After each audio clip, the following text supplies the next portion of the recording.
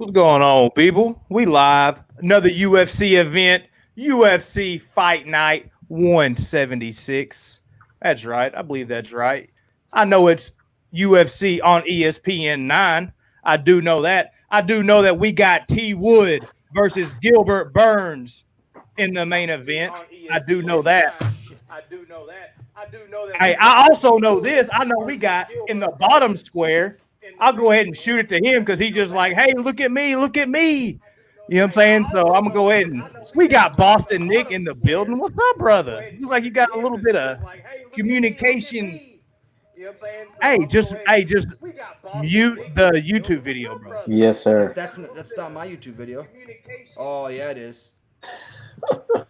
Fucked up already, boys. Let's keep rolling It's now. all good, bro. We're pow, one shot Charlie's around here. You know what I'm saying? Yes, sir. I had two YouTube videos open. I thought, I was like, Hey, nah, bro, I was, ain't me. hey, Ain't me, cuz. I Yeah, figured. it was me. It was this guy right here. Hey, it's all good. Hey, Boston Nick, brother. What's up, my brother? Welcome to the show. You ready to break down some fights? Yeah, and drink some beer. Mostly, I wanted the chat to come up with some good bets their own, some good plays on their own as well, and let's try to come together and strategize how we can make some effing money this week. Nice. There's no rhyme and reason for this show, but I do know one thing. We got a guest that some of y'all know, some of y'all don't, but hopefully y'all going to be seeing him a little bit more on Fridays. This time, doing this format, this show, we got Mr. Joey Werk in the building. What's up, brother? What up? What up, man? Welcome Excited to to the be show, here. brother. Thanks, guys. Have you? Welcome, my brother. Welcome. So, fellas, I know y'all watched them weigh-ins. Did y'all take away from anything from them weigh-ins? I personally didn't get to catch them. Saw some of the weights, didn't actually get to see the fighters on stage. Did y'all take away from anything from the weigh-ins? For me, yeah, one big thing, and it was actually the first weigh-in of the day, and happened to be T Wood weighing in first. Perfect, looked great. I mean, this is probably the best I've seen him look in his last three fights in regards to weight cuts for sure. And Gilbert Burns was like second or third to last to weigh in before my side chick Mackenzie Dern. So Side chick. Yep, Okay. and that's another one real quick. She looked phenomenal. She didn't even need a towel for the first time ever in her weigh-ins, and it looked great. She looked great, and she always looks great. But weigh-in wise, she looked phenomenal. Nice. What about you, Joe? Did you catch those weigh-ins, bro? I did. I saw. So basically, the height difference between the co-main basically threw it out to me. I was like, Sakai is much bigger than Blagoff. Yeah. So that was like something that I definitely recognized. And who saw Spike Carlisle's freaking mask that he came out there with, his little peacock mask-ish? I mean, I guess they're all allowed to wear whatever mask they wanted. Some of them, if they didn't have a mask, they're probably provided one by the UFC. Yep. So some of them, like Gilbert Burns, had a Brazilian mask, which is pretty cool. But Spike Carlisle, definitely the winner of the mask show there. I didn't actually see Billy weigh in. That's one of the ones I missed, I think. How did he look? Does anybody know in the chat? Anybody you guys know? Yeah, I saw like the weigh-in after the weigh-in of him. Mm-hmm. He definitely looked bigger than Spike and much taller, obviously. But he looked good. Word. Hey, turn it up. Chug it if that's the case. You got a Sam Adams. That's what turning up. What's his name? Touch does. He just chugs it. Chugs 3 beers, 4 beers, and that's all she wrote. Chug a lug, brother. Hey, you hitting the first chug already? I think he is. I forget. Hey, hold on. Hey, I forget. Hey, Mr. Werk. Hey, I know this is I know this is your first time on this show. And I know you're used to like when people say chug, you're like, hey, this dude's about to pound like da boot. You know what I'm saying? My man over here drinks beers out of a 4-ounce shot glass, bro. What the fuck are we doing over here, bro? It's 8 ounces. It's what are we doing over here, bro? Why are we taking beer out of shot glasses? Look, it's half of it. It's 8 ounces. But I'll put this down the hatch like it's going down out of style. You know what? Maybe I just do them real quick, right? Take it like a walking shot. All right. Boom, bam, bam. Dude took that like it was a Bloody Mary. I don't even know his Bloody Mary shot. I don't know. No. But it's actually not, but it's okay. Hey, I'm not the drinker on this panel. I partake in other activities. But hey, less chit chat. Let's go ahead and just dive into the card. Let's bring this up right here. Wham bam. We got the card. That's not the one I was wanting to go with. There it is. Boom. So we got Mr. Chris Gutierrez coming in facing Mr. Vince Morales. Yeah, we'll shoot it to you, Mr. Boston Nick. Before we dig into it, hey, what you know about them odds, man?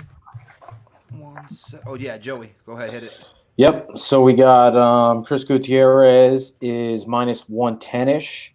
The over is I don't have to go to distance, but I have over 2.5 is minus about 300. So to go to distance is probably a little less than that. Yeah, a little bit. Money line for Vince Morales is you can get him best plus 105 all the way down to minus 120. So this is basically a pick 'em fight here, depending on your book. Yep. The over 2.5, right? Yeah, 305, 275 for fight goes to decision. So for 2.5 minutes, you're picking up $30 if you're you know what I mean? Depending on what you're betting. Oh, my niece just got here. My dog's going nuts, but fuck him. That being said, I would actually in this fight, I think by that time in the fight, they're both either going to be on the same playing field, and then they're just going to be, you know what I mean? Whoever wins the fight, but it's going to be a decision. So I wouldn't take the over 2.5 or under 2.5. I would take fight that goes to decision, or doesn't go to decision. You know what I mean? Yeah. You know. Who do y'all got one way or another? Like me personally, you got Morales. He's more the boxer. He's going to come out smaller cage, less footwork for Morales. You got Chris Gutierrez. He's more the horizontal move left or right. Is the cage going to affect him being smaller a little bit more? I know he throws a lot of leg kicks. He likes to go left or right. Me personally, I have Gutierrez as of right now winning a decision. Are y'all on the same page? I know I can't see you, if you know what I mean. Oh. The little things, and it's all right. Boom. I have a play. I'm sorry. I think Lourdes is a little bit prettier than you, bro. Okay, it looks like she's wearing a hat. But yeah, honestly, I have to say this right now because I put a play out there, best bet on odds.com. It was best bet for the prelims, I believe it was, and I think I took Morales by decision at plus 191, and I'm retracting that because it can't be the best bet in the card. It's too much of a coin flip, and we were just on, we're doing live, and it was kind of like real quick. I didn't know I was going to ask for a best bet right there and there, and I just went with the. I think the bet here is betting both guys by decision, and you're going to get close to, I think, plus 200 on each. So let me check that out real quick. 1 second. Here it is. All right. So Gutierrez by decision is plus 135. Oh, my niece is jumping. See, the way I'm looking at it. And sorry, Morales by decision is plus. Oh no, so it's only that went down, man. That went down a lot. You were able to get. Oof. So this is trending to go to decision. You know what I mean? This fight. I think it's a pass right now at this point. I saw both guys at the early weigh-ins. I didn't get to watch the late weigh-ins faced off. How did that look, Joey? Did you see that? Yeah, they look the same. Both guys look the same. Exactly if you're new to it, you wouldn't even be able to tell the difference between the two. Wow. Okay. So smaller cage. Gutierrez is going to need to use his kicks. Is that going to hurt him using his kicks? Yes, because he likes to strike at range. He's not going to have as much range because he's going to end up running into the fence eventually with Morales' forward pressure. So, Morales strikes at a super low volume. Yeah. Super low volume. I hear you. My pick is still Morales, but it's not a bet that I'm going to suggest anybody to make with any heavy money. Yeah, I got a couple of those for sure. $5 on it. You know what I mean? If you want some action and you're a degenerate like myself when it comes to betting, and I need to bet something, I'll put $5 on it. Yeah, bro. Weren't you betting like NBA 2K or something one time? Simulations. I bet Call of Duty, bro. I have a friend that's what it was, bro. Obsessed with Call of Duty, and he watched. Hey, Joey, my man over here got that. Thank you. Hey, Joey, I went like 6 for 7 or 7 for 8. I was putting those bets in our private chat, and they were boom, boom, boom. He just knows every team and who's gonna win and the players on it, just kind of like we do with MMA and Joey does with like all the other sports as well. And there's an edge there. There's a clear freaking edge there, and it's an untapped market. It wouldn't have been there if sports didn't disappear. That was never there before. You couldn't bet Call of Duty. But there's actually teams, like every state has a team. There's 32 teams. Not every state, but 32 states have 30, there's a team in each state. Like Florida has a team. And it's actually real cool. You watch it on YouTube. and they just go nonstop at it, back and forth, talking shit to each other, and yada yada. But that's it for the Call of Duty. No, it's conversation for another day. Yeah, for me in this one, I got so they're both 29. Gutierrez has a 2-inch height advantage. Morales has a 1-inch reach advantage. Gutierrez 2-1 in UFC, 4-1 last 5, 14 wins, 6 by KO, 1 by sub, 7 by decision. So my look at it is if you have Gutierrez winning the fight, he'll probably win by decision. Now, if you go by Morales, 9-4, 1-2 in UFC, 2-3 last 5, alternating wins and losses last 5. This is time for a win, quote unquote. His 9 wins, 5 by KO, 2 by sub, and 2 by decision. So I'm saying if you have Morales to win, I think he does it within the distance. Obviously, everything I wouldn't bet minus 230 for them to go to distance. So that's the only way I'm looking, but I'm off this fight. Okay. I don't have my – let me see if I can find my paper. There's some – Morales – here it is. Morales brings the fight, man. Like he strikes. He lands. This is per minute significant strikes. He lands 4.93 significant strikes per minute, but he absorbs 7.53. So what that tells me, he just lets it loose. You know what I'm saying? He's going to come and he's bringing the fight. So I am with Joey on this one. I think if you're betting Morales, you bet Morales by finish because he's going to let it loose. He's going to come, just let it fly. If you bet Gutierrez, you bet decision because he's going to play that pot shot game, leg kick. Something I saw I didn't like for Morales. My man does not check leg kicks that often.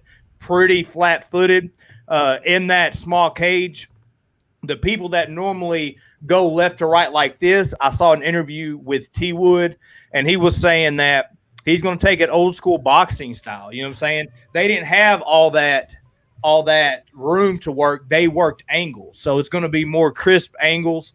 So I could see Gutierrez trying to – though, real quick, because – what's up? I want to touch on this real quick because, I'm a stoner and I forget shit. He beat Amin Zahabi, who is a better fighter than Chris Gutierrez when it comes to the style. They almost emulate each other when it comes to like a kickbox and stay at a range. He's only lost to I just realized it. Yadong's in the UFC right now. Yadong Song. Then he beat Zahabi, and then he lost to Benito Lopez, who was no fucking joke, and no decision. And then before that, he beat Justin Hugo and Bellator. So, and then he lost to Domingo Plarte and by rear naked choke in Dana White's Contender Series. So what they did is Contender Series, when he was on there, he lost. They said, all right, you're still good. Go get a fight and we'll bring you back type thing. Goes out, beats Justin Hugo, unanimous decision in Bellator. Comes back. They take him, to finally sign his ass, and then he fights Yadong Song, who's a freaking monster, and we all know that. Loses it by decision, which is respectable. Comes back and beats Zahabi, and then loses the decision to Lopez. Now Gutierrez, on the other hand, hit the competition he's fought. I believe one of them is Ryan McDonald, and it's popping up right now. Yep. Ryan McDonald, and then after that was De Freitas. De Freitas isn't bad, bro. Quit trying to hate on De Freitas, bro. Stop. You know what? I won't even say anything about that, but he's better than Ryan McDonald, I can tell you that much. You know what I mean? Ryan McDonald's a effing jobber. So, So you're saying Morales is a lock, huh? No, Morales is a lock. You're throwing 500 on him. No. But, that's the words that you're saying. 10%. I'm taking 10, putting 10% on it. Did you watch the live? Al Mac had 10%. Not yet. He's like Chukagan big, and he's put 5% on it. And he's going to put 10%, which means 10% of his. What's that, Joey? How does that exactly work when it comes to the your bankroll? His bankroll. So he's putting 10% or 5% of his bankroll on Chukagan. Ballsy. It's very ballsy. I actually asked if Al Mac wanted to join, and Maxwell Smart. See if Max wants to join us as well. But yeah, man. Honestly, now that I forgot to bring that up, I believe in the live breakdown, or maybe I did. But Yadong Song is a beast. Okay, yeah, he might have lost his last fight. He got the nod, but he fought Marlon Chito Vera, and then he beats Amin Zahabi, and Amin Zahabi's not bad at all. Everything he's not. You know what I mean? He's not. I mean, Amin Zahabi right now, he so far in the UFC has beaten. Because this is important, you know what I mean? This first fight of the night might be able to put some money in our pocket. Hey, man, the first fight of the night always makes me, because I play a lot of DraftKings. So, you build a 6-man lineup. You have that, you have somebody in that first fight. They blow it. That's kaput. You know what I'm saying? You know what I mean? So you're mad for 6 hours after that. You know what I'm saying? Because MMA, what the fuck it's different. is You going get on the on? board quick. You got some money to play around with. You could take some more chances. You know what I mean?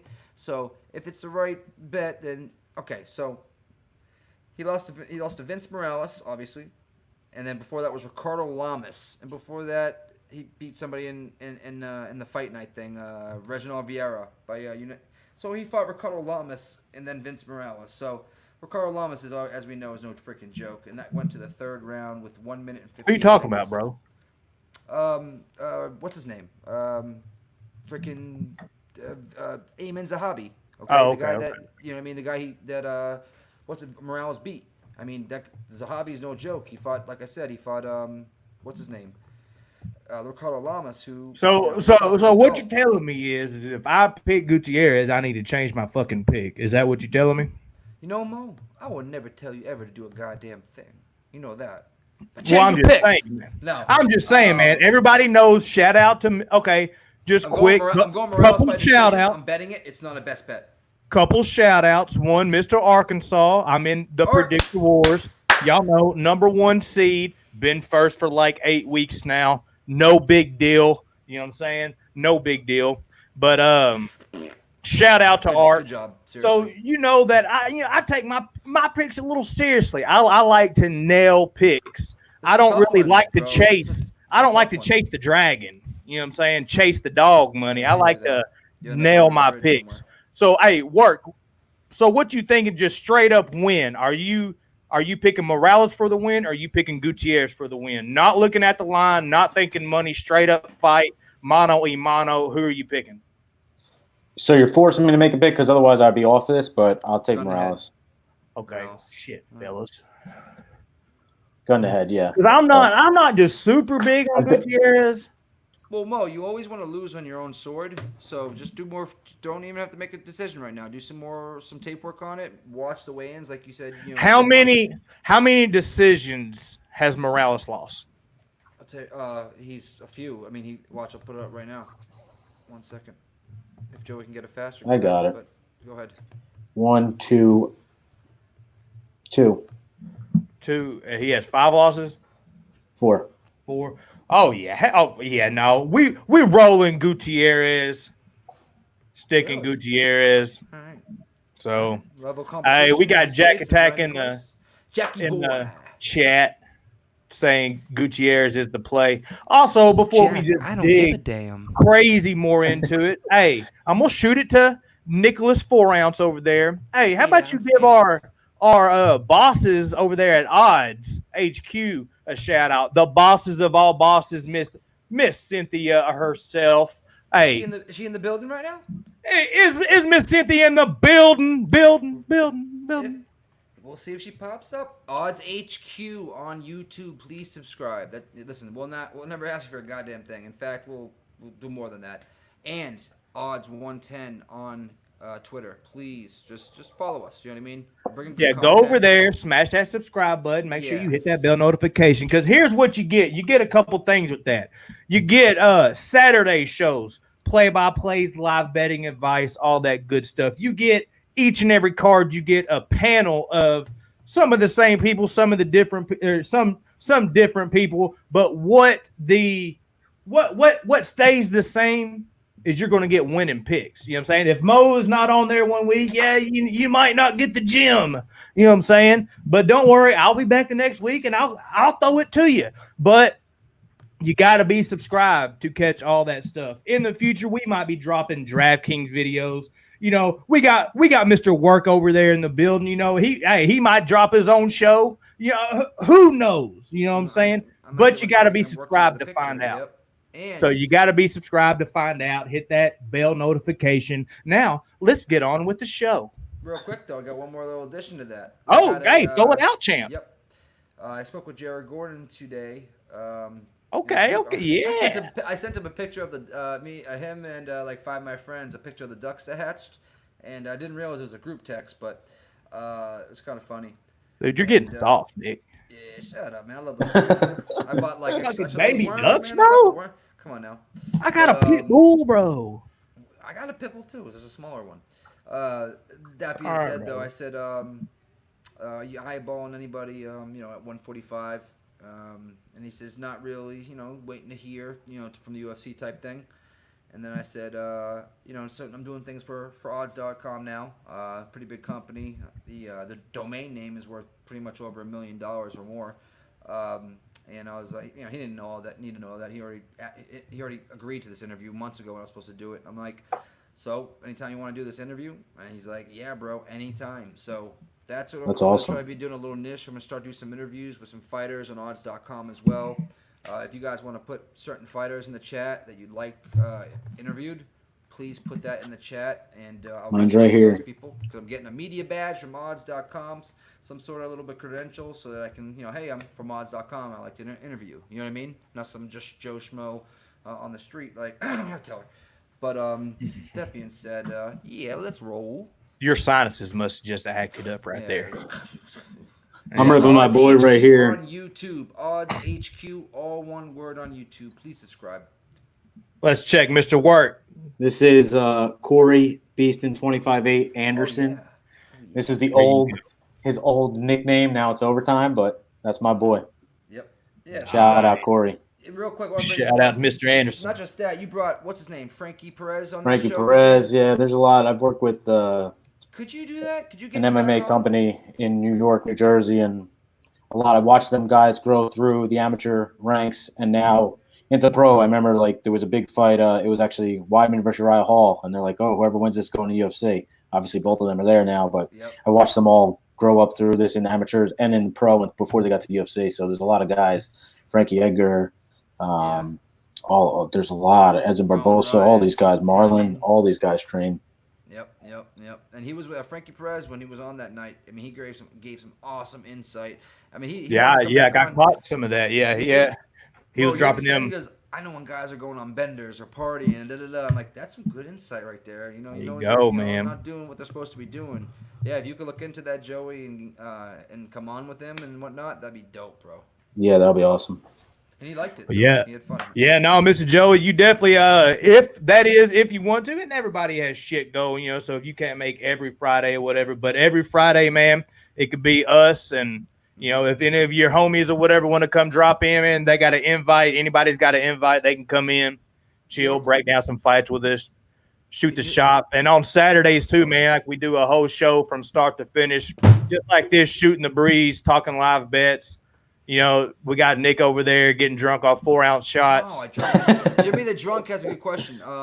Jimmy Rivera. Yeah, I've seen him fight too. He used to fight. I mean, it was called Dead Serious. It still is called Dead Serious, and also Ring of Combat is now, they took it over, so they merged basically. So they've all fought through there.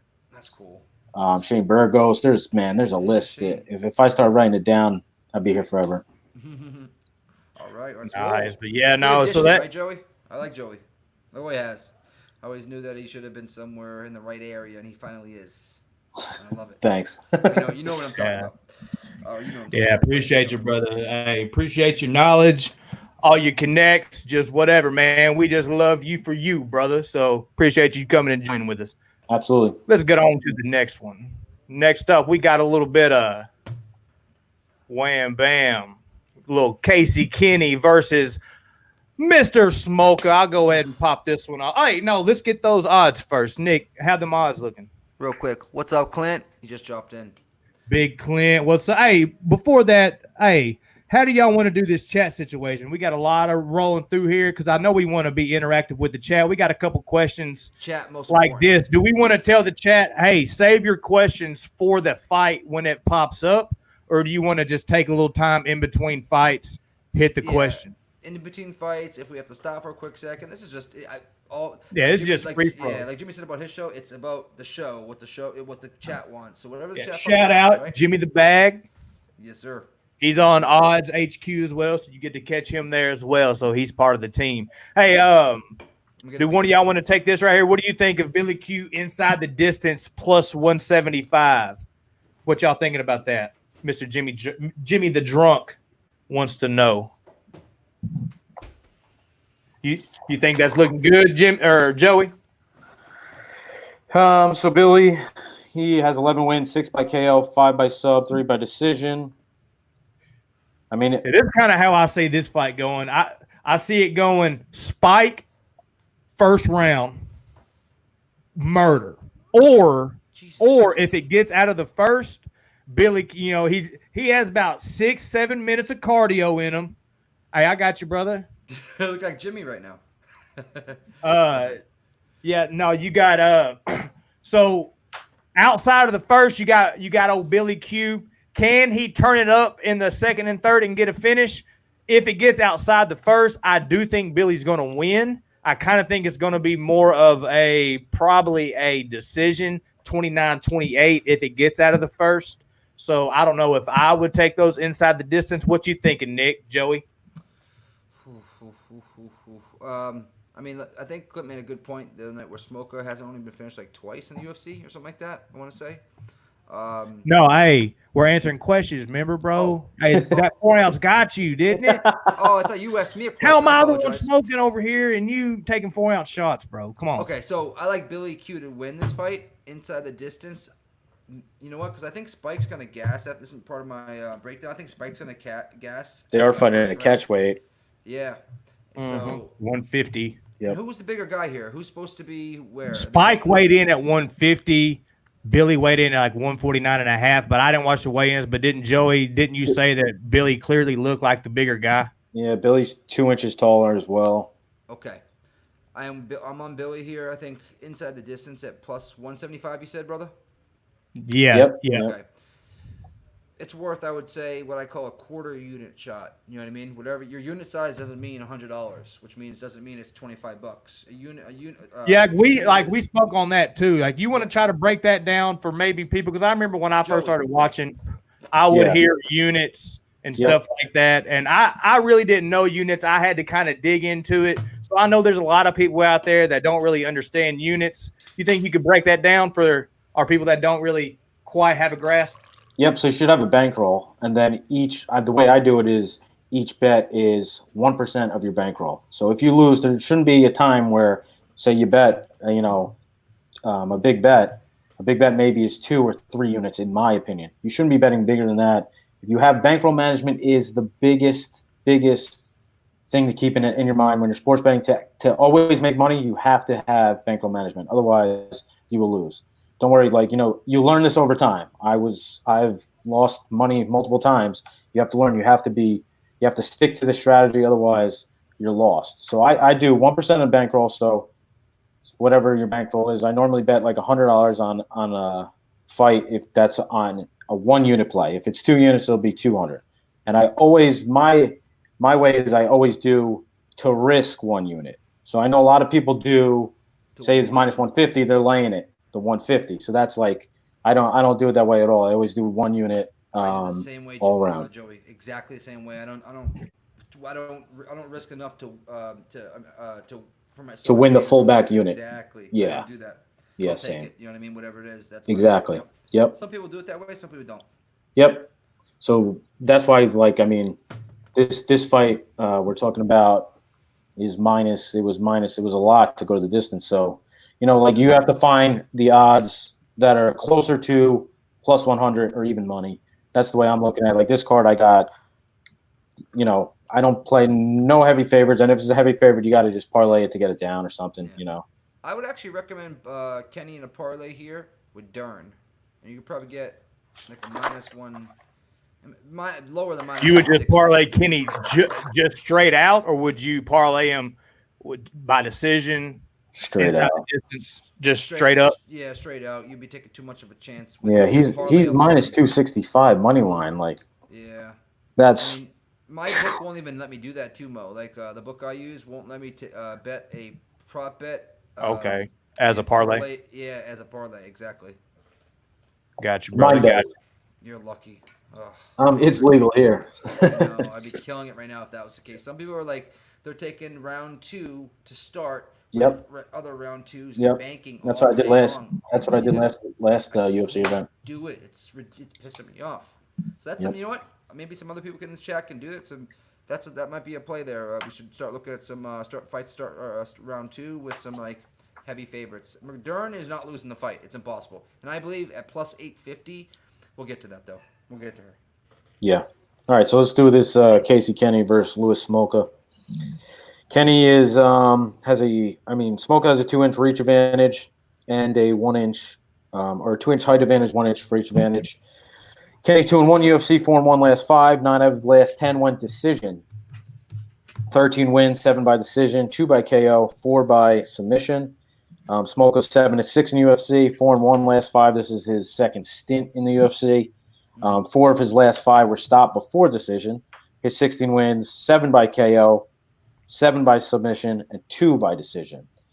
Smoke on the scale looks much bigger than him, looked like a bigger guy. So, I mean, I think this line's off. I don't think he should be plus 240-ish range. I think Casey gets the job done, but at that number, I'm staying far away. Minus 240 shouldn't be. I think it should be like minus 190. He's minus 270, not even 40. It's about 80 cents off. In between 60 to 80 cents off, in my opinion. But I mean, does he get the job done? Yes, I think it's. I mean, the only way Smoker wins this fight, everybody, is if he catches Kenny in some sort of like guillotine with Kenny trying to take him down in the grappling department. He's not outstriking Kenny. I don't think so. I've had Kenny from the jump. I'm going to stay Kenny. I just kind of had an epiphany today a little bit, guys. Each and every card, there's a fight that when we're all breaking this down, we're all like, gimme fight right here. Boom. And you say, and then the motherfucking dog ends up winning. You're like, how did this even happen? I don't even know how this happened. I kind of might Smoke a sneaky, guys. He comes out. He's that Hawaiian descent. He loves to bang. He has that dog in him, as our boy Arkansas likes to say. He's Hawaiian? Why do they call him the samurai then? That's weird. Yeah, he's from Hawaii.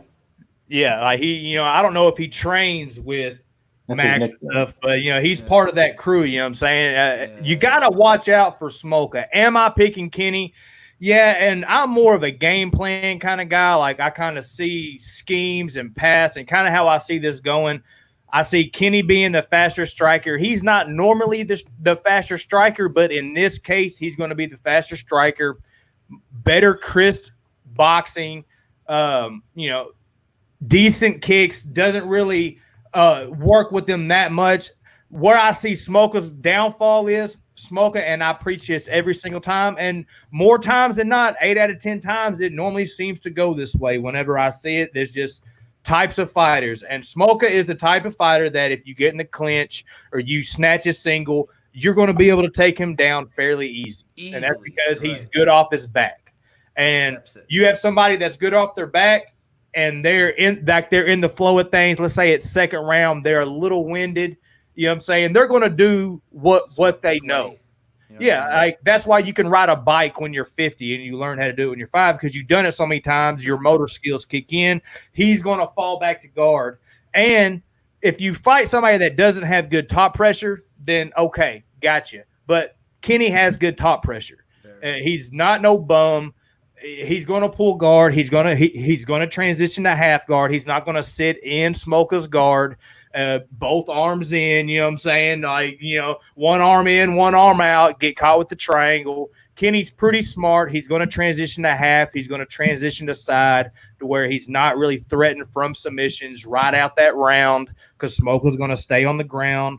So I see either a UD by Kenny or a 29-28. I'm just saying, be careful with Smoker, because he could shit in all of our apple pies. Maybe. Sometimes I like a poopy apple pie, but I just looked in Tapology, and I forgot to bring this up too again, not tonight, but the other night. Ray Borg, who was a monster the other night, and this is Casey Kenny fighting him in March of last year, won unanimously against Ray Borg. Then they both fought him. Yep, and then October or August, excuse me, he beat Manny Bermudez, unanimously. Then he lost to a freaking monster who will take anybody down in that division. Robbed Devalishvili. I got you, bro. Vili. And Devalishvili. Fuck it. Marab. Say it, bro. And he's from fucking ATT. say it, bro. But, no, say it. Marab Devashvili. Say it! Hey, what is that from? Bloodsport, bro. Get it right. Onward. Marab with a B. But that being said, he's fighting some monsters, and then you can come back with Smoker, who, guys, bro, he was a 125 featherweight, right? Flyweight. For how long? Flyweight. And now he stepped up to featherweight in his last 3 fights, and they're against guys like Ryan McDonald. Am I bringing Ryan McDonald up again? Dude, you love Ryan McDonald. He's getting beat by every jobber there is. And then he lost to Matt fucking Schnell, okay? Matt Schnell. In the round 1, okay? Schnell. So, and then he beat Sue Madureira, who is nobody to talk about, and that was before he got actually his first fight after being brought back to the UFC for his second time. So I like Casey Kenny a lot here after seeing I did before, and I really like him a lot after seeing the level of competition that Matt Schnell has faced at 135. Nice. What you think about this, Mr. Joey? Yeah, I'm off this one. At the lines, at the odds, I'm not laying 260. Possibly add Casey as a parlay piece, exactly. But otherwise, I haven't made a bet on this one yet. So I know Mr. Nick, he likes to go by the philosophy, when you parlay something, you only parlay 2. Do you go by the same philosophy? Do you throw a 3-4-man team in sometimes just to get wild, or do you stick to strictly 2? I mean, or John Jones. Yeah, you should probably stick to 2. I'm not going to advise otherwise, but especially in this fight game, it's too hard to even if you pick three heavy favorites. It's really anything could happen in this. Somebody get hit once, boom, it's over. So I would advise 2 in UFC for sure. Yeah. Nice. I like Gregory Wilson's comment, but hey, chat, come up with a 3-legged parlay, which means 3 fighters, obviously. What you're most confident in right now in a 3-legged parlay, and maybe I'll put it together for shits and giggles and bet some money on it. Ooh, let's do it. I like your style, bro. Hey, I'm not going to give away your secret, what you said you might do before we went live, but maybe towards the end of the broadcast, you might be eating earth crawler. You know what I'm saying? Yeah. That's kind of how we eat caterpillars. These bears better. So I have earth crawlers for the ducks. If I'm taking food out of the duck's mouth downstairs, I'm gonna feel bad. But I don't think we've been live 37 minutes, and you've mentioned them motherfucking ducks 3 times already. They're so damn cute. There's 13 little duckies like this big. I just want to grab one. Nick's 6'5" over there playing with some little duckies. 6'4". Don't lie. Hey, a heart of gold. He has a heart of gold, ladies. Next up, right there. That was playing just for you, Nicholas. Is that exact shirt you had on earlier, but a men's? I don't know. Hey. Oh, sorry. Hey, normally I'm way better at the burns than you, but I'll admit it, bro. Though. That was a pretty good one. That was a pretty fucking good one. You go yourself. Next up, we got Mr. Tim Elliott versus Mr. Royval, Mr. Brandon Royval. You guys start. Hey, Mr. Joe, you got some stats on the fellas? I do. Tim Elliott 33, 5'7", 67-inch reach. Brandon Royal 27, 5'7", and a 3.5-inch reach advantage. Tim Elliott's 8-7 in the UFC, including the Ultimate Fighter fights, 2-3 last 5, 15 wins, 3 KOs, 8 by sub, 8 to decision. Brandon Royal, this is his first UFC fight. He was the current LFA flyweight champion. I'm sorry. He's 4-1 last 5, 10 wins, 3 by KO, 6 by sub, and 1 by decision. He's a little stat I have. So Tim Elliott is 1-5 versus southpaws, and Brandon Royval is a southpaw. At the odds here, we got Royval is plus 140, Elliott minus 150. I haven't made it official, but I am leaning on the dog here. Brandon Royval plus 140-ish. Let's fucking go!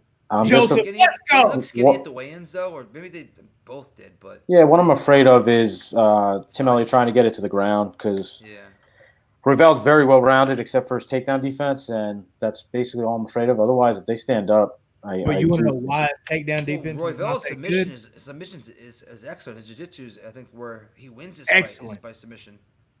See, hey, all goes to the past, what I was talking about, how I see stuff. Tim Elliott fights the same way every single fight. He comes in, hands down, doing his little fake Dom Cruz work side to side, He's going side to side, hands down. He's older. It's that generic head movement. You know what I'm saying? If I can read it, then everybody else is going to read it. He doesn't change. He's going to try to catch. He's going to try to hit an angle, and then hopefully that they don't turn. As they turn in, he's going to try to shoot a blast double, and he's going to try to get them down, and then that's where the scramble's going to start. They're going to start scrambling, and which it sounds like y'all did, because I was kind of thinking like, is this too good to be true?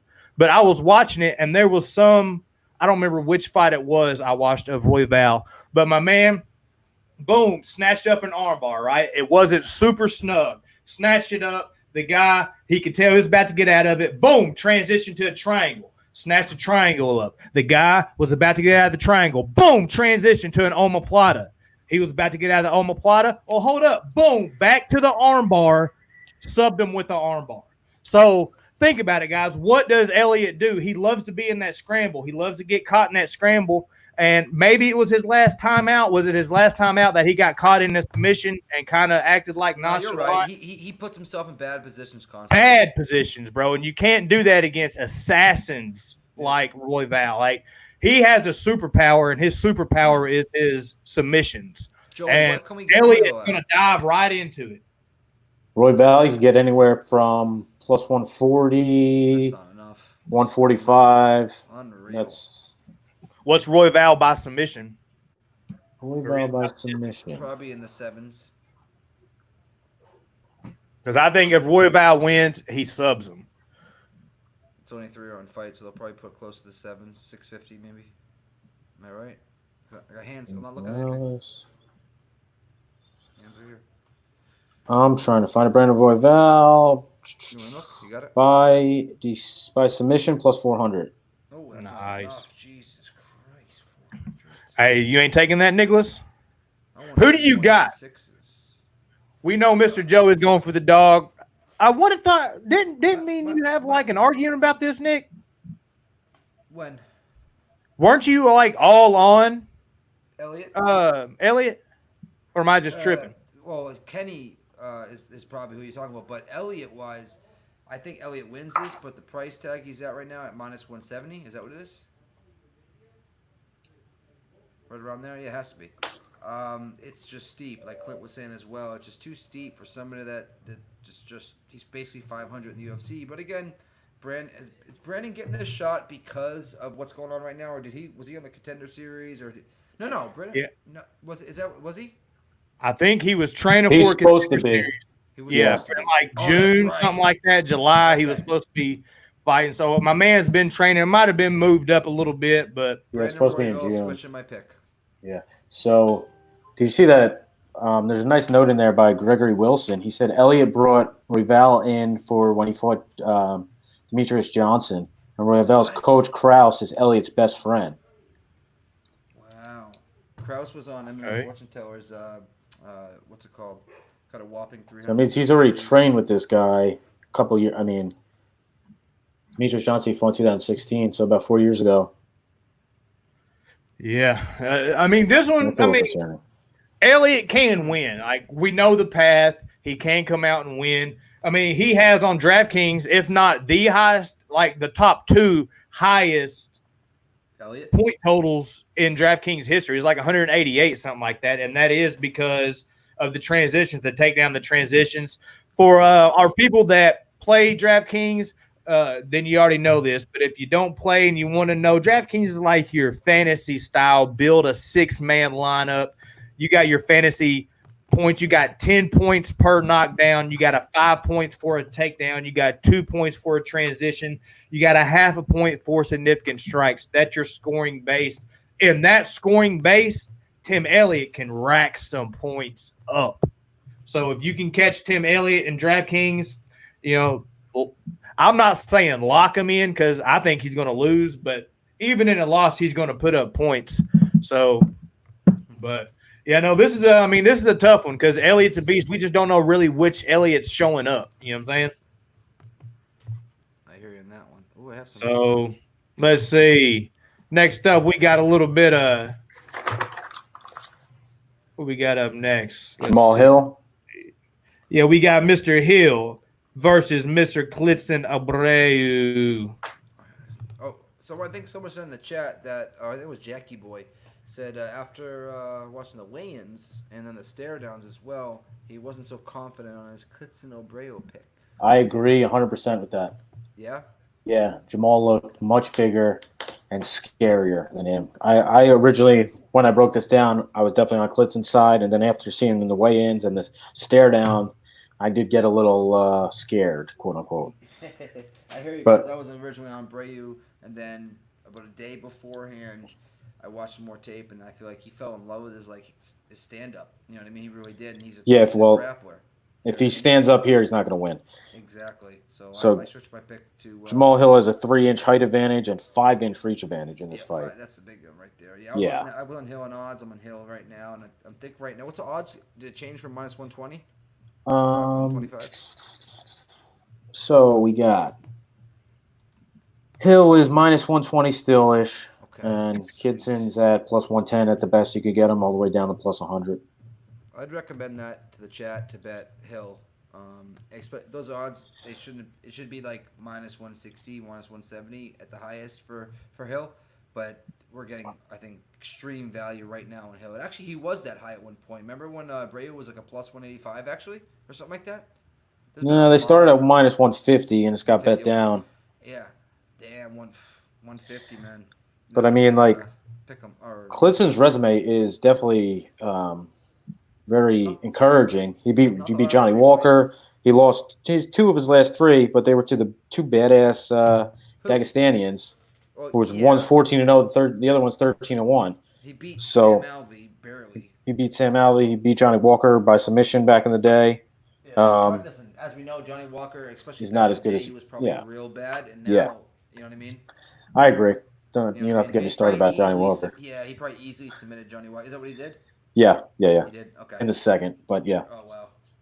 Yeah, Hill has good grappling. I heard as well. Clint was telling me a little bit about it, so I think that this Hill spot might be the best bet on the card for me. I'll be pulling that trigger live tomorrow, so make sure you guys tune in. Yep. Yeah, I think there are certain fighters that have that certain little twinkle about them. You know, it's not a full-blown star spotlight yet, but you can see you're like, this dude has something. And that's why I think he has that potential to be a star beast. You know what I'm saying? He comes in, good striking. I like his stance. I like his nice wide stance, real nice hands, straight down the middle. He's like a piston. Seems like if he gets taken down, he tries to get up. He doesn't just accept both shoulder blades on the mat. He tries to shrimp out to one side or another, get up. I do think that he's probably going to get taken down in this fight, but I don't think that that's the end of the world, just because I think if he gets down taken down one or two times, he still works to stand up. He still makes Clitson work. If you watch any tape on Clitson or you look up any stats, boy, hey, Clitson threw like 40 fucking punches in a fight one time. You know what I'm saying? 40 strikes. He landed 40 strikes in 3 rounds. Get out of here, bro. He likes to lean on you on the fence. Yeah, that's not enough volume to beat somebody that's big and has that nice reach that seems like he has pretty decent fight IQ.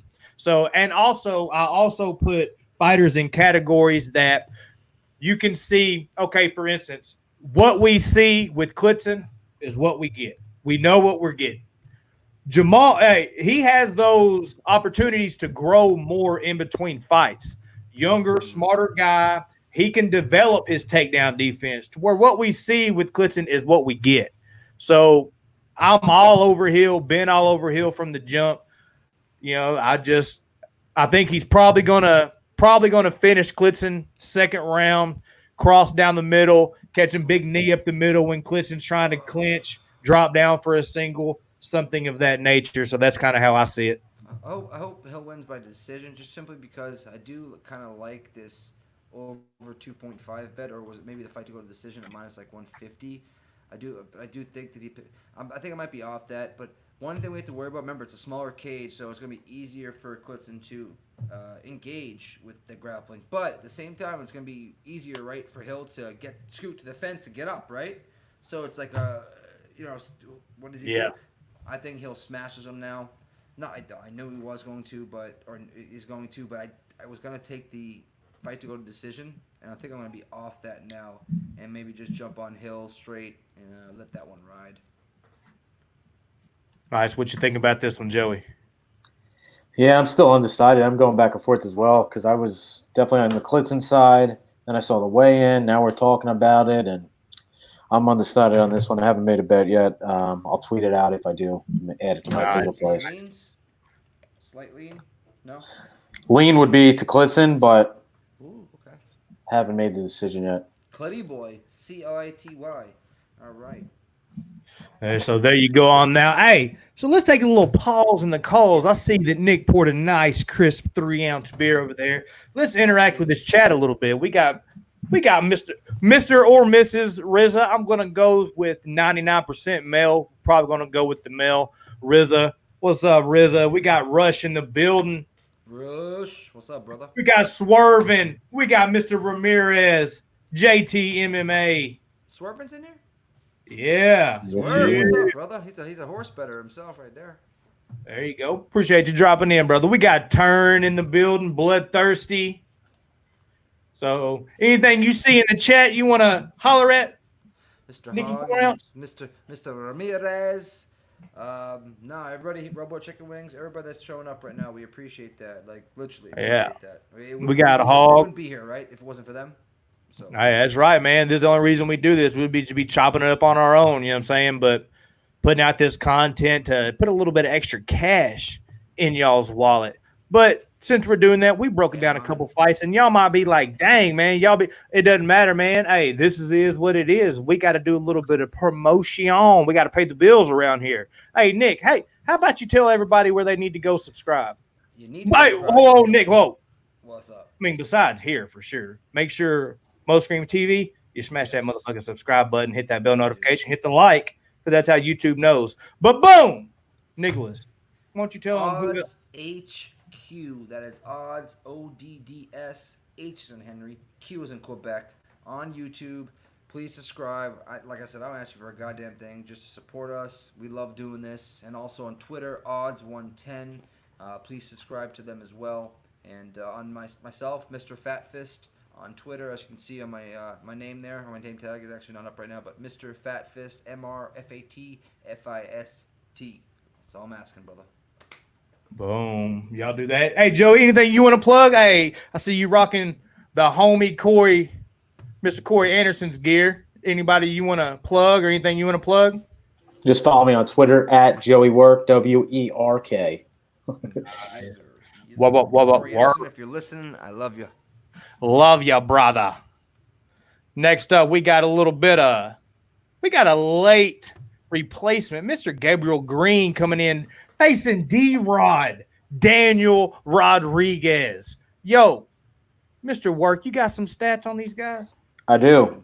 Daniel Rodriguez is 33, 6'1", 74-inch reach. Gabriel Green is 27, 5'10", and a 72.5-inch reach. So Rodriguez has a 2-inch height advantage and a 1.5-inch reach advantage. He is 1-0. Daniel Rodriguez is 1-0 in the UFC, 1-0 in Contender Series, 5-0 last 5 out of his 11 wins, 6 by knockout, 4 by submission, 1 by decision. Gabriel Green, this is his first UFC fight. He's 9-2 overall. He's a late replacement for Kevin Holland. 5-0 his last 5. 0 of his last 5 went the distance.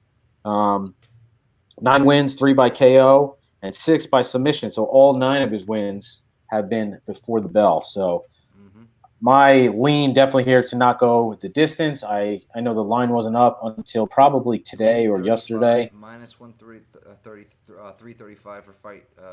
Doesn't go to decision. So that's parlayable, though. Yeah, the under over is minus 1.5. Holy. Oh, they got a 1.5 over limit? I got, 1.5 minus 120-ish. Jack wants to know, what's the line on that sub for Green? I'll tell you right now. Green by TKO is plus 755, and by submission is 1,005. So just round it off at 1,000 plus 1,000. Have some spare change on that if you want. Yeah. These are the type of bets, guys, where we want you and encourage you to throw small amounts of money on, but you're going to yield a big result. You know what I mean? Yeah. So, because if Green's going to win, he's going to win by submission. Yep. That's how my man's going to win. He's not going to win a decision. He's not going to TKO Big O D-Rod unless some kind of crazy slip. Anything can happen. But if y'all have done tape study on this, my man Green, I'm anxious to see him coming in fighting at 155 against somebody more on his level because his natural weight class is 155. He fought catch weight 160 a couple times. He's coming in 170 here. He's going to be fighting the bigger man. But my man has slick jiu-jitsu, and he's got that freaky flexibility, like that BJ Penn flexibility with his legs.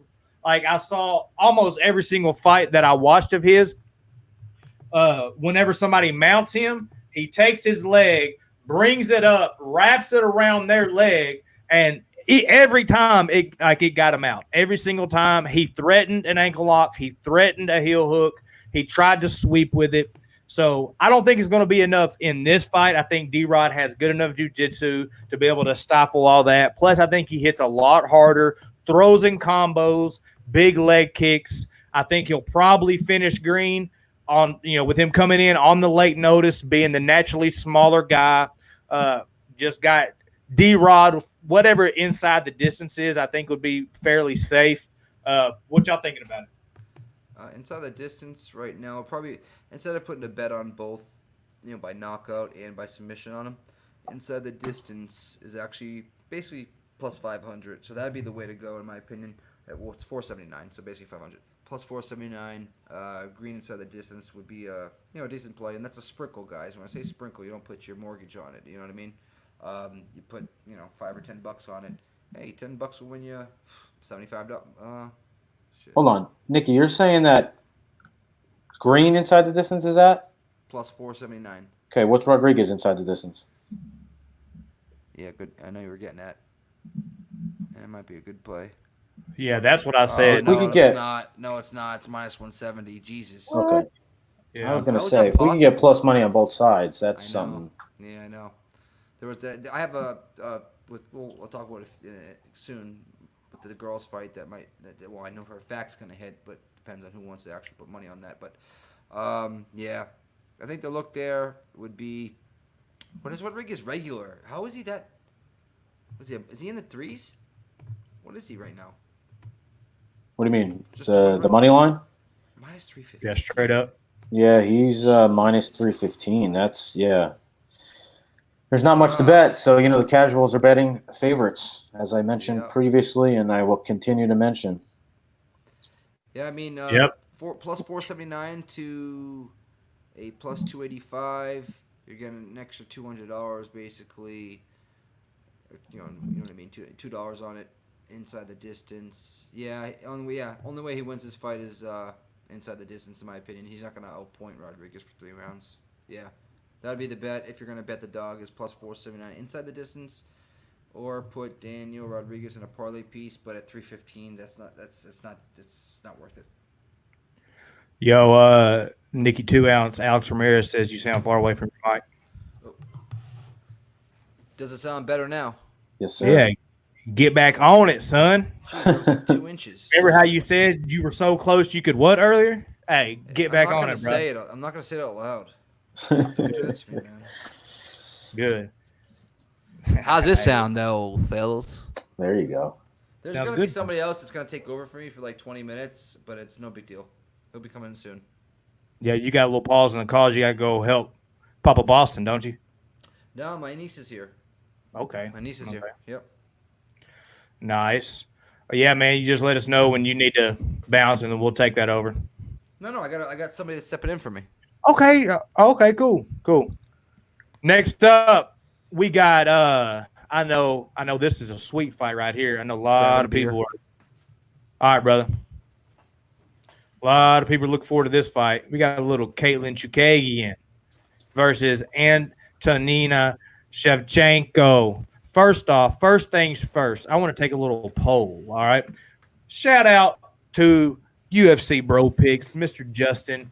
I know a lot of people in the chat know who Mr. Justin is. I just got to take this little poll. The other night, I was streaming with him. We were streaming on A's channel, and this fight came up. And he goes, yo, Mo, hey, who's better looking, Caitlin or Shevchenko? And I said, bro, that's an easy one, bro. All right. So before I give y'all my answer, who's y'all's answer? Because, I mean, to me, there's a clear pick here. Caitlin. Boom. Blew my head off because I was on Shevchenko. I guess different strokes, different folks. Yeah. Shevchenko doesn't do it for me. Oh, man. Okay. Hey, well, yeah, Nikki's gone right now. Nick will take either of them. So no. I heard that. Oh no, there he is. There's that guy. Shevchenko is my future baby mama. I have a bunch in the OC. Why? Because she has her hair done in this photo. Like, she looks just.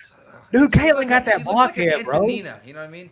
And I've actually had a conversation with Chukigan on Facebook because she posted something like, or was it Instagram, and she was like taking kratom. You know what I mean? For her muscles, and I'm an ex-addict, and I cleaned in 2011, and I told her that stuff is very, very, very, very addictive, and she goes, no, it's not, and then like 3 weeks later, she texted me on Instagram, she's like, I got off that stuff, I couldn't sleep once I stopped doing it, yada, yada, yada, so I think she has a little bit of an addiction problem if that's I think she does, bro, if she hits you with that. No. Hey, there we go. Hey, we got UFC bro picks in the building. Yeah, he was on Chuk all day. Me too. Joseph. I'm probably gonna make it 2-unit wager here, and I rarely You're doing an Al Mac. Al Mac, I love you, but you're putting 5-10% of your. I'm not doing 5-10%. I'm doing 2%. But okay, yeah, that's my girl, Chug. I actually. Me and Frankie went out with her in Hoboken about 2-3 years ago. Got dinner and drinks with her. She's cool, right? Okay, there you go. Yeah, she's another one from Jersey. Very, very cool girl. Like she like on Instagram, she was just like talking to me. This is like 2 years ago. You know what I mean? Before she was even. Yep. You know what I mean? And real cool girl though, for sure. She's very pretty, but I like Antonita a little better. Yeah, no, I didn't say she was ugly. I'm just saying I like that Shevchenko. You know what I'm saying? I like that little dash of that little European. You know what I'm saying? And Joey, I heard through the grapevine.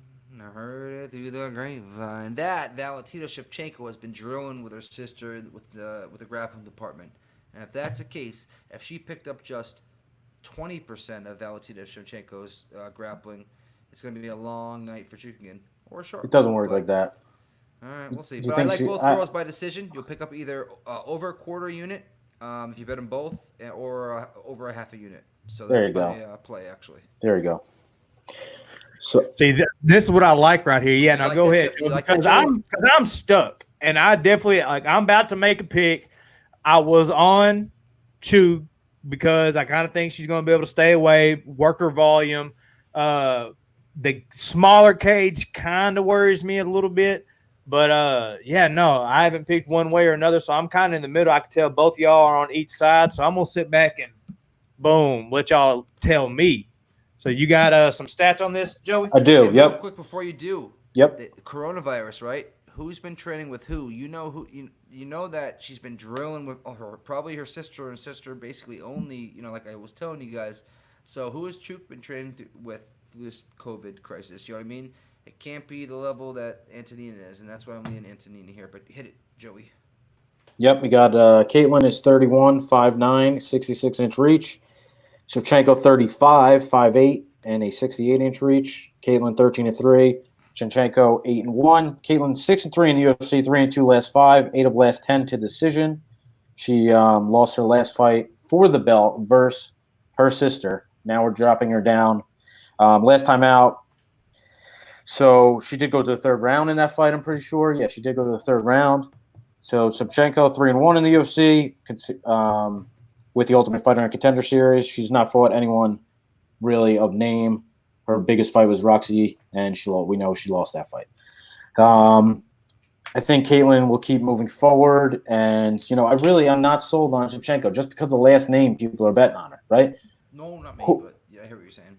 We got she's fought. I get she's good. She's fought in Muay Thai. I think her record was very good. Strikers. Kickboxing, 39-1 in kickboxing and Muay Thai.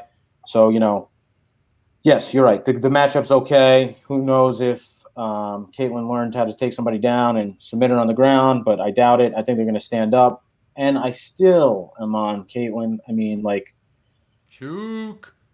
she's like, we're throwing a really like my is the ultimate goal for it be Shevchenko versus Shevchenko? Is that what we're doing here? Because I know Caitlyn will just take any fight, like, That's kind of what was thrown at me too. Like that's what I'm thinking in my head, like.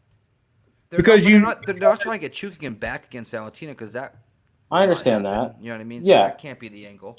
But this is the angle, I guess. So I guess if it does go, the thing I'm afraid of if it does go to decision, we've seen last week 3 questionable decisions, or 2 weeks ago. Hopefully that doesn't happen again. But yeah, we're in Vegas now. Hopefully. Yeah, this one's a hard one to nail down. Kind of how I see it is going to go one way or another. You're going to have Chikagian. She's going to do her ha. She's going to be working volume, working her straights, working her kicks to the body, trying to go left and right, and always making her turn and reset. And you're going to have her doing that. Then you're going to have – I think they're going to equal out when they stand face-to-face. When they just stand out and bang, I think they're going to be pretty equal. But, on the move, on the run, on the Olay, I think if Chookagian can get that rolling 2 out of 3 rounds, she wins 29-28. What Shevchenko's going to try to do, I believe she's going to try to cut off the cage and get that tie plum. She's going to try to get that tie clinch. She's going to try to play the clinch game to where Chookagian is not going to want to play that. So that's what we're going to see is Chookagian trying to avoid the clinch, and whoever can win their game plan is going to win the fight. If Antonita can get her against the cage, cut off the cage, clinch up, tie plum, knees to the body, elbows over the top, Chookagian gets out, they reset. Same thing. She cuts off the cage. Then I could see Shevchenko winning, but I just don't see that happening. I see Chookagian being more of a technical fighter, a smarter fight IQ, and she's going to avoid the clinch. If I can see it, her coaches see it. So that's kind of where I put that. I mean, she's fought for the title, so she's not a bad fighter. You know what I'm saying? She's a good fighter. I think she's the higher level fighter in this matchup. And to what Nick has said, I was kind of on that boat too of look who she's training with.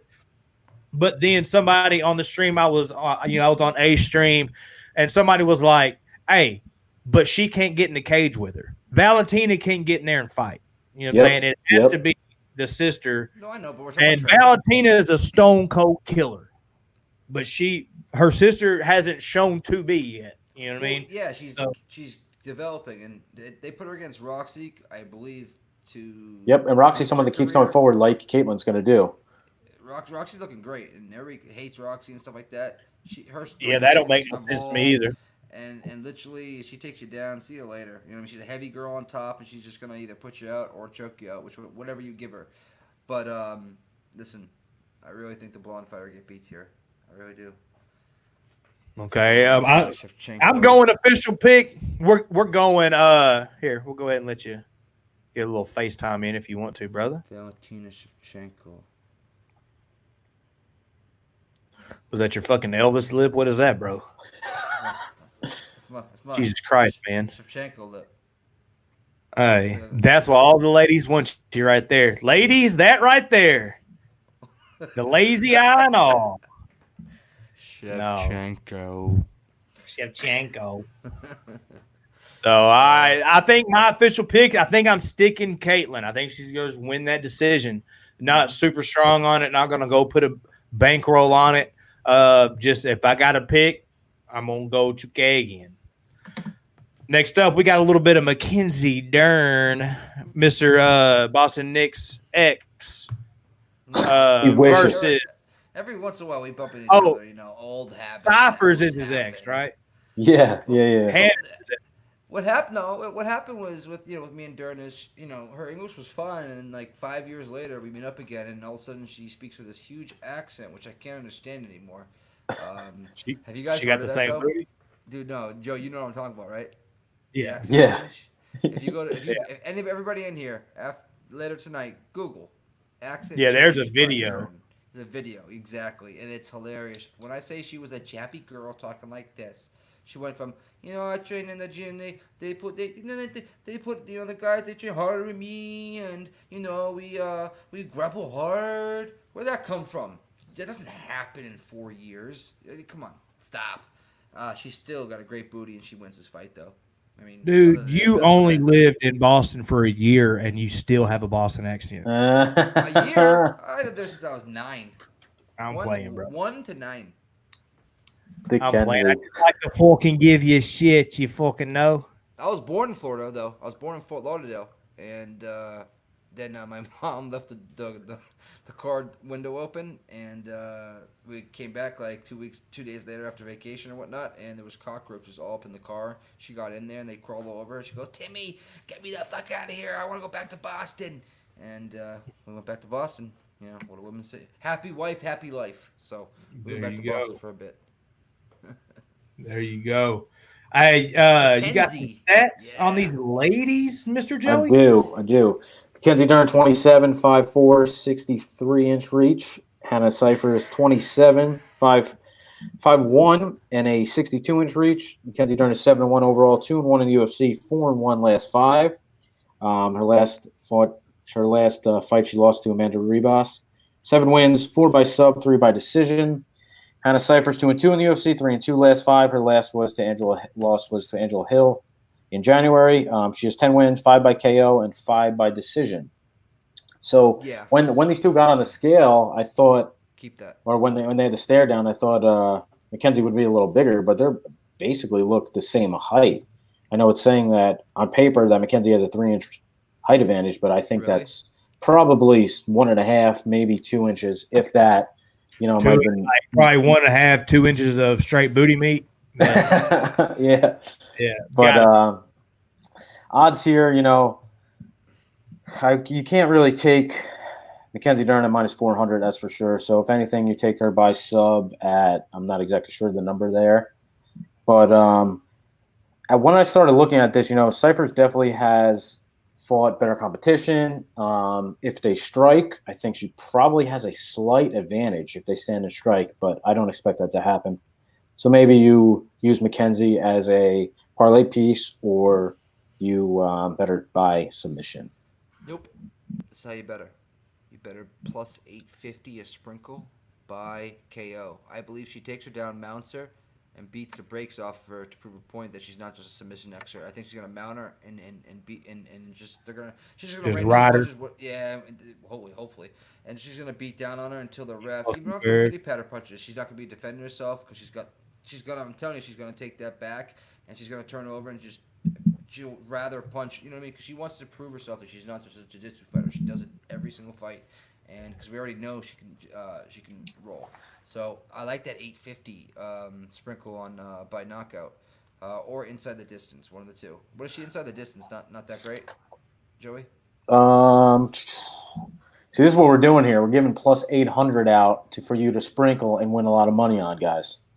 Sorry. Right? 850 actually. 850. Right. So by submission, she's -115 inside the distance. So it's gonna be plus something. Yeah, see, I don't even have it on this book. Here, I'll check it right here. If it's over plus 200, it's definitely worth a bet. Let me see here. All right, it's weird how they have them all in different. Okay, Dern. Okay, so Dern inside the distance that's not playable. -190. Yeah, I wouldn't play it. It'd be by TKA or submission, like Joey said. Nick, what you think about what Hog says right there on the screen? I'm sorry. If Dern is pounding her to death on the ground, the Cypher is going to end up giving the free submission. You think Dern won't take the free sub? But she's not. She's pounding her to death. Why? You know what I mean? Like, let's say she's in, half guard, transition side, slices that leg over full mount, and boom, she's pounding. Boom, you know what I'm saying? She's possible. Yep. Bam. And then she goes to roll. I could see Dern just snatching that neck up real quick. You know what I'm saying? That's kind of what I think Hog's saying. I think Cyphers is that tough, though. She'd rather go out in a shield. She's not going to just purposely submit herself because she knows she. The reason why I can kind of see that Cyphers isn't technical, and when you have somebody that's not technical, that's like the Derek Lewis get up. Cyphers has kind of like the Derek Lewis get up. Like, bitch, I'm strong as fuck. I'm just gonna get up, and I think you do that, Dern's gonna snatch it. But what's submission at though? What is it at? Plus odds? No, minus 115. Yeah, minus 115. Well, you can bet both. You can do this. You can bet. It's not going to go to decision. I don't think so. You can bet it by submission for maybe a unit, and then sprinkle something on the inside the distance by TKO or KO. You know what I mean? But you could lose both bets 2 ways by decision. Yeah, kind of how I see this going is you have Cyphers. She can bang, man. She's strong, but the thing about her, she's flat-footed. You know what I'm saying? And those flat-footed people, she's going to stand. We know what she's going to do. She's going to come in. She's going to try to throw that big overhand. Bam! She's going to try to land it. You have somebody like Dern. Probably. What worries me about Dern a little bit is Dern has been known to get in those exchanges. You know what I'm saying? She kind of likes to bang it out a little bit. And worries me a little bit as far as on the pick. And also, Dern shit the bed. Was it last time or the time before? So she had shit the bed before. Right after the baby. But I think that's why it was right after the baby, and she fought Alba's, my other girlfriend. Well, she broke up. Damn, bro, you just slanging it, huh? No, yeah, for a while, you know. I mean, then she broke up with me. But I mean, Alba's. God, I miss you. I miss you so much. Yeah, dude, she is better than Batman. Yeah, but I tell you this much: Alba, Cyphers, 2 different girls. 2 different fighters. I think Dern's gonna. I think that she knows that Cyphers has pretty fast hands, has that overhand, and when you have somebody with power, how do you stop the power? They're here. When they're here, she's in trouble. Dern needs to be here. She's gonna close that gap, try to get her at underhook. She's gonna try to clinch up. I don't think she's gonna stand there and just try to bang it out. She's gonna know she's got to get in, stop that power, close the gap, and she is so elite that compared to Hannah, I think she's going to be able to drag her down. Oh, yeah. And hopefully stop her first round. But that minus 190 inside the distance, now more than when I think about it, Mo and Joey, isn't actually a horrible bet for a parlay. Yep. Because she's going to get those underhooks in the small cage right away with Hannah, because Hannah's not going to be able to. She doesn't move as it is, and how in a smaller cage how she's going to move. So she's going to put her right up against the fence, inside leg trip, whether it's inside leg trip or she just judo tosses her right to the ground. You know what I mean? Judo throw. And she gets side control right then and there, steps over to mount. Hannah could give her neck by just kind of like, you know what I mean? She gets her back. Maybe she sinks in something, or she flattens her out and just beats the brakes off of her. You know what I mean? That's going to happen. One of those two. Yeah, I kind of see her, Dern's a winner. You know what I'm saying? She is of winning pedigree. So she lost last time. So she's going to want to come out and do what the fuck she does. And hopefully, you know what I'm saying, she doesn't shit in our fucking pie. But you shit in my pie, Dern. Guess where I'm coming? Yeah. Hey, bro, Joey. One night we were streaming. I'm coming to give you roses. Hey, Nick had about 12 tall boys, and all of a sudden he was talking about, dude was talking about like girls and shit and stuff. It was kind of weird, bro. He is such a liar, and I. Dude was talking about Cleveland Steamers and shit. Like, what the fuck is this? I don't even know what a Cleveland Steamer is, but I would love to know what it is. Bro, you live in Florida, you definitely know what Cleveland Steamers are, bro. I don't want to say it on my mother, but on my mother, I have no clue what that is. Bro, what is a Cleveland Steamer? Please tell me. When girls shit on you, bro. Oh, don't even tell me that ever again. What the hell just happened? Bro, don't act like you ain't. Good acting by Nick real here. Quick, yeah. Well, you never had to shit on me. What are you talking about? I've shower before, but on the real guys. I don't know where I got these details. Talking about glass table, girl over top. I don't know. Look at this. You know what that is? Nope, I don't, brother. Nobody can guess that's a pecan pie? Oh, a pecan pie? Look at this little meat. No, a pecan pie. It's a little mini pecan pie, bro. Oh. Where'd you get that from? Walmart, bro. Doesn't look very appetizing. Yeah, I know, bro. Why out of all shit you paid money for that, or was it given to you? I paid 50 cents for that. What the? Bro, you could have bought a fucking Reese's. 50 cents. Can't be good. No, yeah, I've already had them like 37 times, so they're amazing. Oh, Andre, what's up, brother? Glad you're here. I don't know. Any comments we got here? I don't know nothing about no pecan pie for the win. Curry, you know about that pecan pie, brother. Come on now. Hey, dude, Curry's in Japan, bro. He don't know shit about pecan pies, bro. Don't you lie about Curry. That's not right. Don't you lie about Curry. Curry, you know they don't have pecan trees in Japan, I don't think, bro. You don't need pecan trees to have pecan pie, Mo. Bro, what the fuck do you think is in pecan pie, bro? Pecans, but you can get them from other states and just, ship them in and, make that shit. I don't know, bro. I don't know where the fuck. I made my own pecan pie once. But that's a lie. Make sure you hit that subscribe button, all right? Because this kind of shit's gonna go down. We're talking pecan pies. We're talking about booty meat. We're talking about all kinds of stuff here. But the next thing we're talking about is steamers. Hey, that Nick loves, but we're in a no judgment zone here. All right, no judgment zone. Hey, please subscribe to Odds HQ on YouTube. Odds HQ and Odds 110 on Twitter. Hey, how's that niece of yours doing over there, Nicholas? You still got family in town? Yeah, I probably have to go down there in about 5 minutes and say hello real quick. Oh, I got you. He'll take over Next for up, 10, 15 minutes max. All right, I was just trying to time it right, you know what I'm saying? Next up, we got Mr. Roosevelt Roberts versus Brock Weaver. This is kind of one I've been on back and forth too, but I'm on a side and I'm sticking to it, and I'm not going to tell you right now, Mr. Joey Werk. How about you drop us some stats? Got you. Roosevelt Roberts, he is 26, 6'1", 73-inch reach. Brock Weaver, 28, 6 foot, 73-inch reach. Roosevelt Roberts is 9-1 overall, 4-1 in the UFC, including Ultimate Fighter and his Contender Series. 4-1 last 5, 9 wins, 3 by KO, 4 by submission, 2 by decision, but last 3 all went to decision. Brock Weaver is 2-0 in the UFC, including his Contender Series fight. 4-1 last 5, 15 wins, 8 to decision, 2 by TKO, and 3 by submission. Last 5 out of 8 to decision here, not including 2 disqualification wins. I don't know if you saw the weigh-in or not, but Roosevelt Roberts, during the fake weigh-in, Roosevelt Roberts was barking at him. He was running his mouth. Opened his mouth? Yeah, he was running his mouth, talking shit, definitely. Oh, wow. Because Brock missed weight, right? Yes, Brock missed weight, correct. By 1 pound. Come on, COVID. It wasn't like he was like 5 pounds over. He weighed yeah, but he was one of the first to weigh in too, so he didn't try, Yeah, man, he had hours. He could have cut that shit.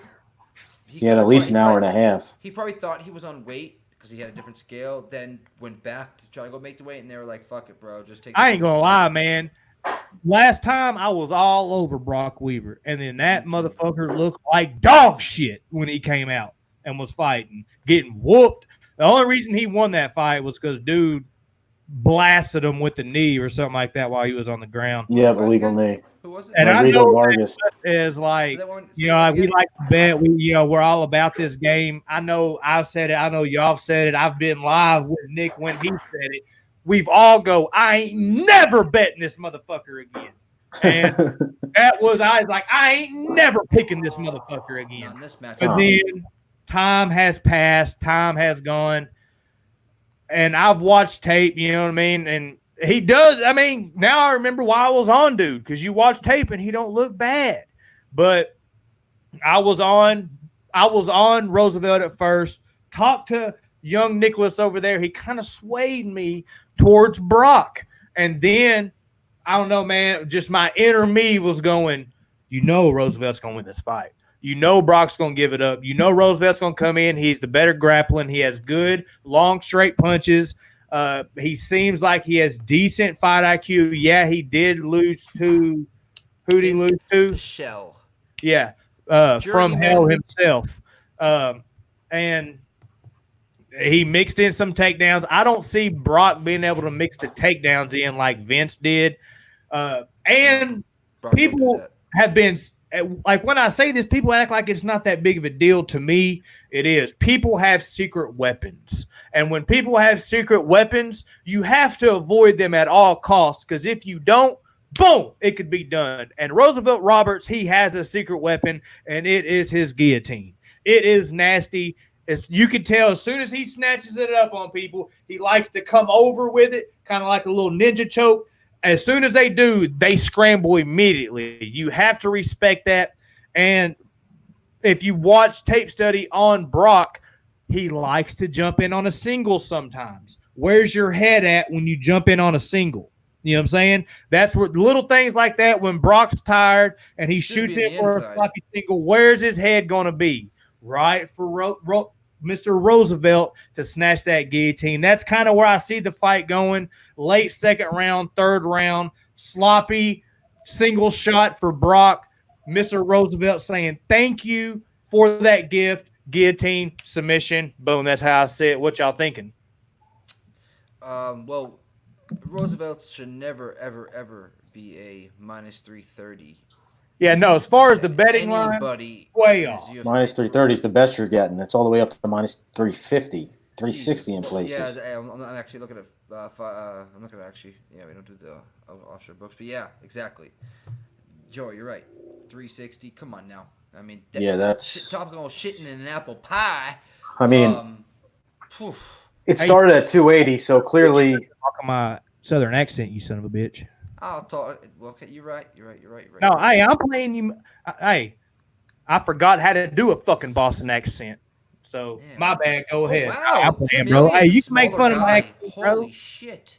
Yeah, Robert started at minus 280. He already got bet up to 90 cents almost to minus 350. So people are pounding him. The public's probably pounding him. And I'm hoping Brock Weaver pounds him because that plus. But what's the path, bro? We can talk numbers all day, all right? We can talk plus this minus that. Let's talk about how's my man going to win the fight. Tell me that, Nick.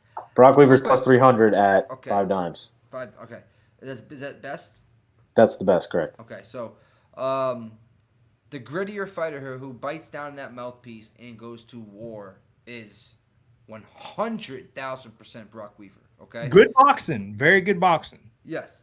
His suspectness is obviously in the grappling department. He doesn't want to this go to the mat. So if Roosevelt does decide to strike with him and not get it inside, get inside the clinch and try to take him down or just stay out of Brock Weaver's range, then he's in some trouble. He needs to keep at his own range. If he gets into Brock Weaver's range, he's in trouble. And he doesn't mix any type of takedowns. So the value at plus 300 that I can get where I can put $30 down basically to win a $100 bill. I mean, come on. It's just it is a close fight. Definitely Thomas Gifford, way Michelle, and then he beat Joey. Who was it? The one who just came off the win? For you talking about Brock Weaver? No. Roberts, he just beat Alexander Yakovlev, who is probably cut by the UFC right now. He's been. Nick, are you betting on Brock? Huh? Are you going to place a bet on Brock? Curry Ninja wants to know. Yeah, Curry. I'm going to put a sprinkle on him, just a sprinkle, and I'm actually not going to take him regular. I'm actually going to take him by knock the fuck out, and it's going to be by. Hold on 1 second. Hey, as y'all finish talking about this, 1,200. I'm gonna let my dog out. 1,200 Brock Weaver. I said it here. I'm gonna let my dog out. But it's a sprinkle. When it's a sprinkle is it's like a $15-$20 bill max, guys. You can get huge return there. 1,200, right? Yep, plus 1,200. That means 12 times 20 is what I would make if I put a $20 bill down, guys. So. And I'm looking at this stare down right here. Yeah, he came with it. He's pointing at him and stuff like that, but Brock, that's not even fade. Yeah. That's not gonna phase no. Brock dressed up. He's wearing all. Yep. I just watched it, and he doesn't feel like he did anything wrong. I mean, 1 pound, man. It's a pound. Listen, it's unprofessional. I understand that, but people that missed by 5 pounds, last week, who was it? I know Jeremy Stevens was 5 pounds over, right? And he got the effed out, but this isn't the same thing. I really think that Brock Weaver is value here, but the better all-around fighter, Joey, as we both know, is Roosevelt Roberts. You know what I mean? Yep. My side is only Roosevelt Roberts and a parlay piece. It's like my pick is Roberts, but my bet is you know what I mean? Yeah, Brock Weaver. I got it. Plus 1,200. That's something to write home about. right? You don't think, especially for a fight that. And I've kind of gauged this to be there's a decent amount of people on Brock. You know what I'm saying? Yeah. So then you think like minus 300. If a fight you have to dig into and watch tape on, and you still don't really have a good side on, shouldn't be a minus fucking 300. You know what I'm saying? I have another bet in this card, Mo, just because you said that. What's up, brother? Fight not to go to decision. I cannot believe it's at plus 125. I can't believe that. Yeah, no, I could see a finish. Yeah, Brock's last 5 of 8 went to decision, and Roosevelt's last 3 all went to decision.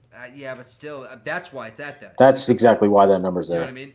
But when you match these two up, how can you actually think that it's going to go to no way that you're going to see both these guys at the end waiting on the judges, just sitting there waiting on the judges to put the scorecard. You know what I mean? If so, then bet Roosevelt by decision. Let's see what those odds are real quick are. Roosevelt by decision. Let's see if the because sometimes they mess up and they Roosevelt Roberts by decision plus 120. Okay, so they're saying that basically it's, you know what I mean. So it's flip coin when it comes to it going to a decision or not, and plus 125. I like that. I like it a lot. Like it a lot. Because I like Brock Weaver by KO. And if he does win by KO, maybe he does get his neck snatched up, and it, you know, it's a win-win scenario type thing. I just don't Dude definitely gets the award for one of the most scariest motherfuckers as far as how they look. Dude is a scary looking dude.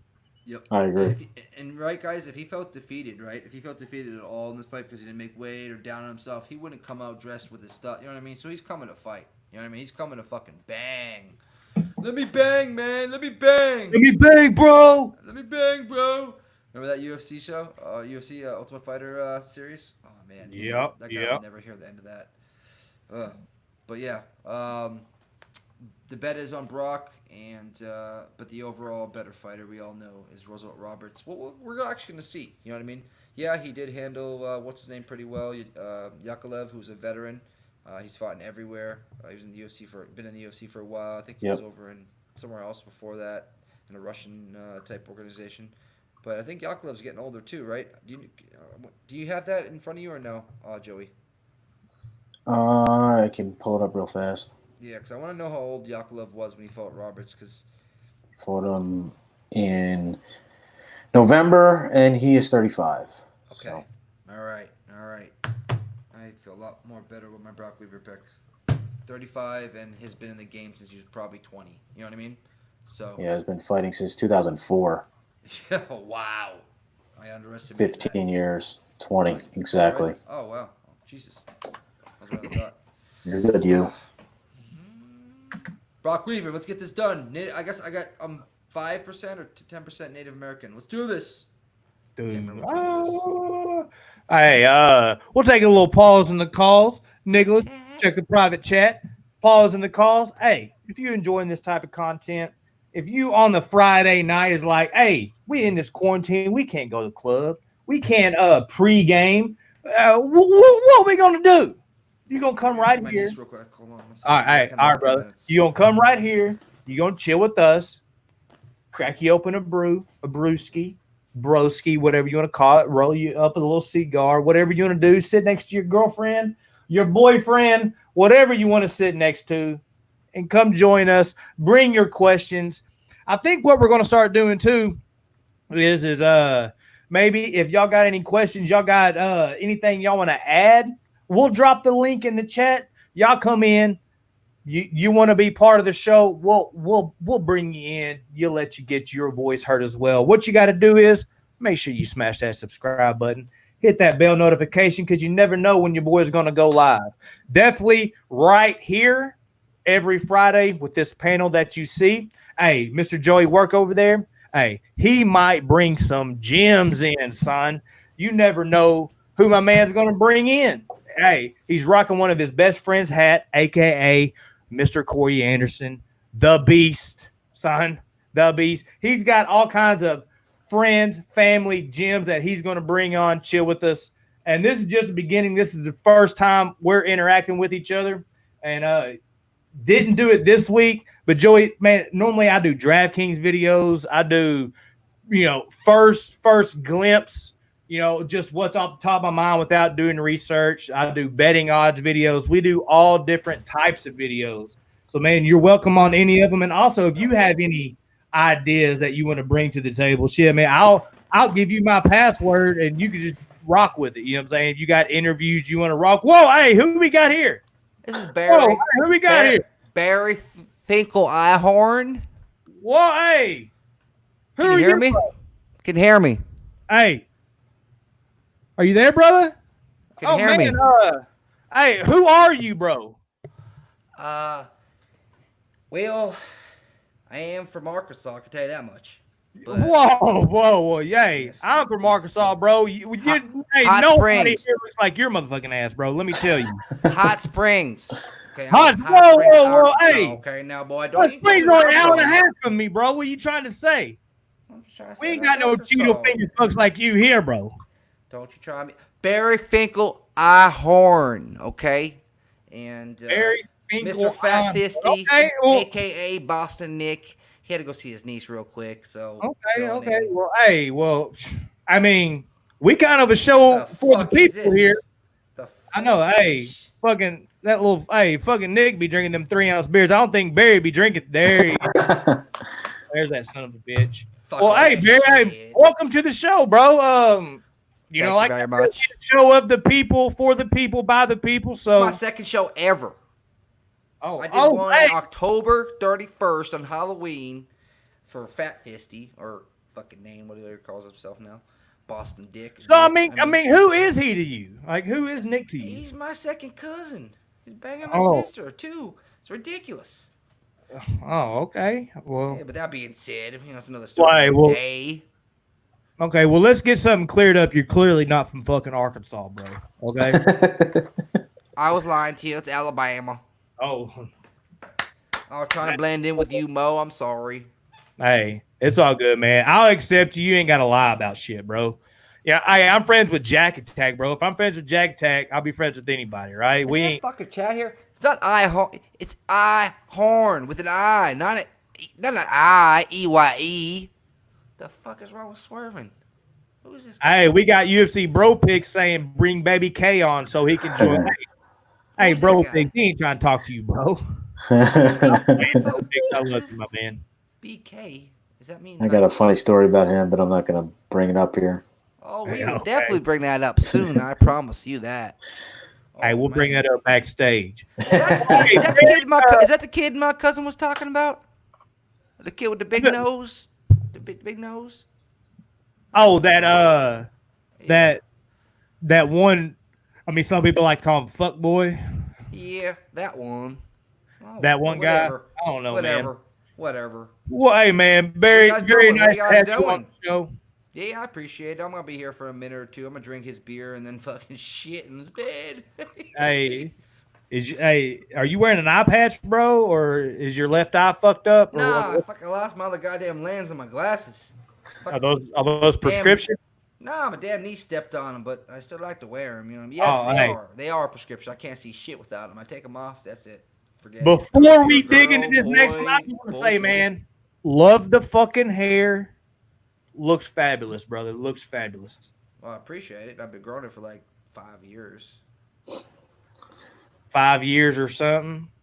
Well, hey, I'm interested in what Barry thinks about this fight, but Barry, pump your brakes. Hold on 1 second. We got Billy Q coming in facing Mr. Spike Carlisle. Mr. Werk, can you go ahead and drop us some stats so we can break this fight down, please, sir? Yes, sir. Billy is 31, 5'10", 70-inch reach. Spike is 27, 5'8", 71-inch reach. Billy is 13-2 overall, 2-0 in the UFC, 5-0 in his last 5. 11 wins, 6 by KO, 5 by submission, 3 by decision. Spike is 1-0 in the UFC, 5-0 last 5. 9 wins, 5 by KO, 3 by submission, 1 by decision. They both have over double-digit amateur fights. And this, obviously, we know this is being fought at a catch weight of 150. On the scale, Billy looked bigger than I thought was gonna. I was more leaning towards Spike. Now I'm kind of tossing and turning here. I haven't made an official pick, but Spike at the line right now is Spike started at 130, got bet down. He's probably at 110-ish, 115. You can get him. And Billy is now at about 125, minus 125. He got bet down. So he's a ginger. Okay, Mr. Werk, appreciate that nice breakdown. Hey, since we got Barry over there, ADD McGee is what I like to call him. What you thinking about this fight? Who you got and why, bro? I am going with Spike Carl, that ginger, the alpha ginger. You know what they call him alpha? Because he's an alpha. He's an alpha dog. You know what he's going in? He's going with that great. He's going to bite down that mouthpiece. You know what he's going to do? He's going to beat Billy the F up. Fuck you. That being said, I got my stupid cousin, and he's going to get back to his stupid podcast. I bet you won't. So I got to be right back. I mean, I won't be right back, but that being said, Barry Finkel. Well, hey, what? Appreciate you for joining us, Barry. Be sure to drop in anytime. Feel free to drop in anytime. For some reason, I feel that you look like a guy that walks around shirtless a lot. Oh shit! I walk around shirtless. I go to Walmart shirtless during COVID. You're damn right you do, Barry.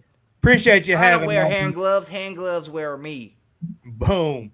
Couldn't said it better himself. Hey, take one to the dome before you go. Whoa, Barry. Yeah. So your cousin said earlier, I don't know if you might maybe want to, help your cousin out. But I was thinking, for everybody, we got 26 people watching right now. For the people that are going to watch this recap, you maybe want to. You're talking about you had some baby ducks earlier, right? And you're talking about you might have some baby duck food, and you kind of strike me as a character that wouldn't be opposed to eating a caterpillar live on stream. Do you think you could reach over there and get one of them caterpillars and maybe test one of them bad boys out? They're edible. You know what I mean? I can reach in my ass and give you one of these. Fuck all that shit. Eat worm. Man, Barry, what the fuck was that, Barry? Listen, I ain't that hillbilly. I'm from Alabama, not Arkansas. Remember that shit. Billy? I'm gone. All right. Hey, I called you Billy because Billy's up, Barry. You can go fuck yourself, Barry. So, guys, that was Barry. Had no idea that sumbitch was coming in, but I kind of like that dude. So, hey, Joey, what was your opinion on Barry? Yeah, he's funny and funny looking. Hey, had a sweet head of hair on him. Hey. Sounds like he's getting a fight with Nick right now. Barry and Nick are fighting. Nick's been known to fight his family. He is not opposed to it. Yeah. He fights Mr. Boston, Daddy Boston, a couple times live on stream, so you never know. That goes back to make sure you're subscribed, people, because we might get Nick fighting. Whoa, what's up, brother? Hey, where the fuck you been, bro? Hey, what's up with your weird-ass cousin? What do you mean weird? Hey, well, no, you tell me. What do you mean not weird, bro? Hey, dude's hair was on fire. You say some shit about me? Yeah, bro, he was talking all kinds of cat shit, bro. Nah, he's really my first cousin. I know that much for sure. But yeah, he ever since he looks like me. But yeah, he said he was banging your sister too. Yeah. He definitely said that word for word. Yeah. No comment. All right, on to the next fight. Are you serious? Yeah, no, he did. He said we got Billy Q and the alpha ginger himself. Yo, Nicholas, your cousin came in, gave us a pretty detailed, analytic breakdown of this fight. Oh, God. What are your thoughts on this fight? I know it's breakdown of my size, but that being said, I'm definitely on Billy here. Spike gasses after one round, and we all know that. Come on. He gives it all he's got. He's a tough fighter, I'll give him that, but I think the better all-around fighter is Billy. He has to worry about the grappling of Mr. Ginger Boy, but that being said, I do really like Billy here. Okay. Hey, what are the mods looking like, brother? That sounded weird. I like Billy here. Yeah. Billy is now about, you can get him at minus 125 is the best you're going to find. He drank this beer.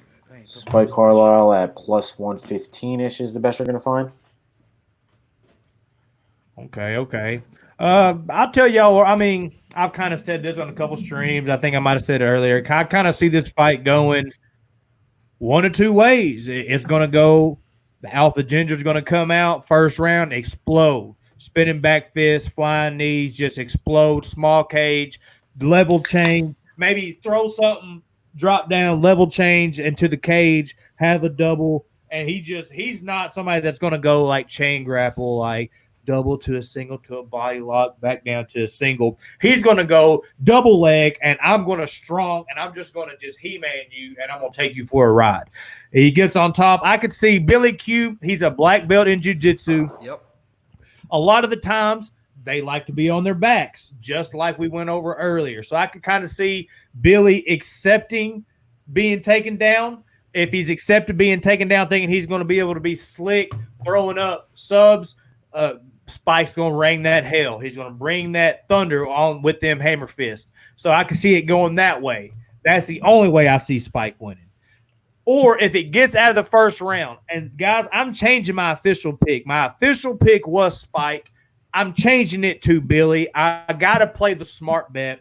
You can't just bet on somebody coming out exploding. And can it happen? Yes. Do I think it's going to happen? I'm 50-50. But I see Billy being able to get out of the first round. If he can get out of the first round, Spike's going to start to gas. Billy's the better technical fighter. I can't go one way on a fight and not go it on the other way. Billy's the better technical fighter. I'm going to go Billy by decision. That's changing my pick from Spike to Billy. What you thinking, Mr. Joey? Go ahead. Yeah, I'm feeling the same way. I'm either haven't made an official play, but I probably will get in on Billy at minus 125-ish. Not bad at all. Yeah, I like Spike. I like his fighting style. I like how crazy he is. I'm not going to be I will be fucking pissed if he fucking wins now that I changed my pick. I'll be real mad because I was on it and I should have rolled it. But just the inside of me is just telling me, yo, he's going to get out of that first round. Dude's going to be a little tired, and then Billy's going to take over. Now, we do got to worry about the judges. We really haven't touched on this episode about the judges. No crowd. Judges been seeming to make real shitty decisions lately, like real shitty decisions. So this could be one of them times. Well, you know, who knows? Judges be fucking up all the time. Whether it be the judge or the ref or. We're in Nevada, right? Yeah, it's in Vegas. No, guys, I just saw right now both guys. All right, for instance, Corntillo Billy by decision is plus 300. Okay, Carlisle by decision is plus 600. Jeez. Oh yeah, bro. Spike has won decisions before. But man, like, dude's gas tank, it does scare me, man. Like, if he had a better gas tank, I would be all over Spike.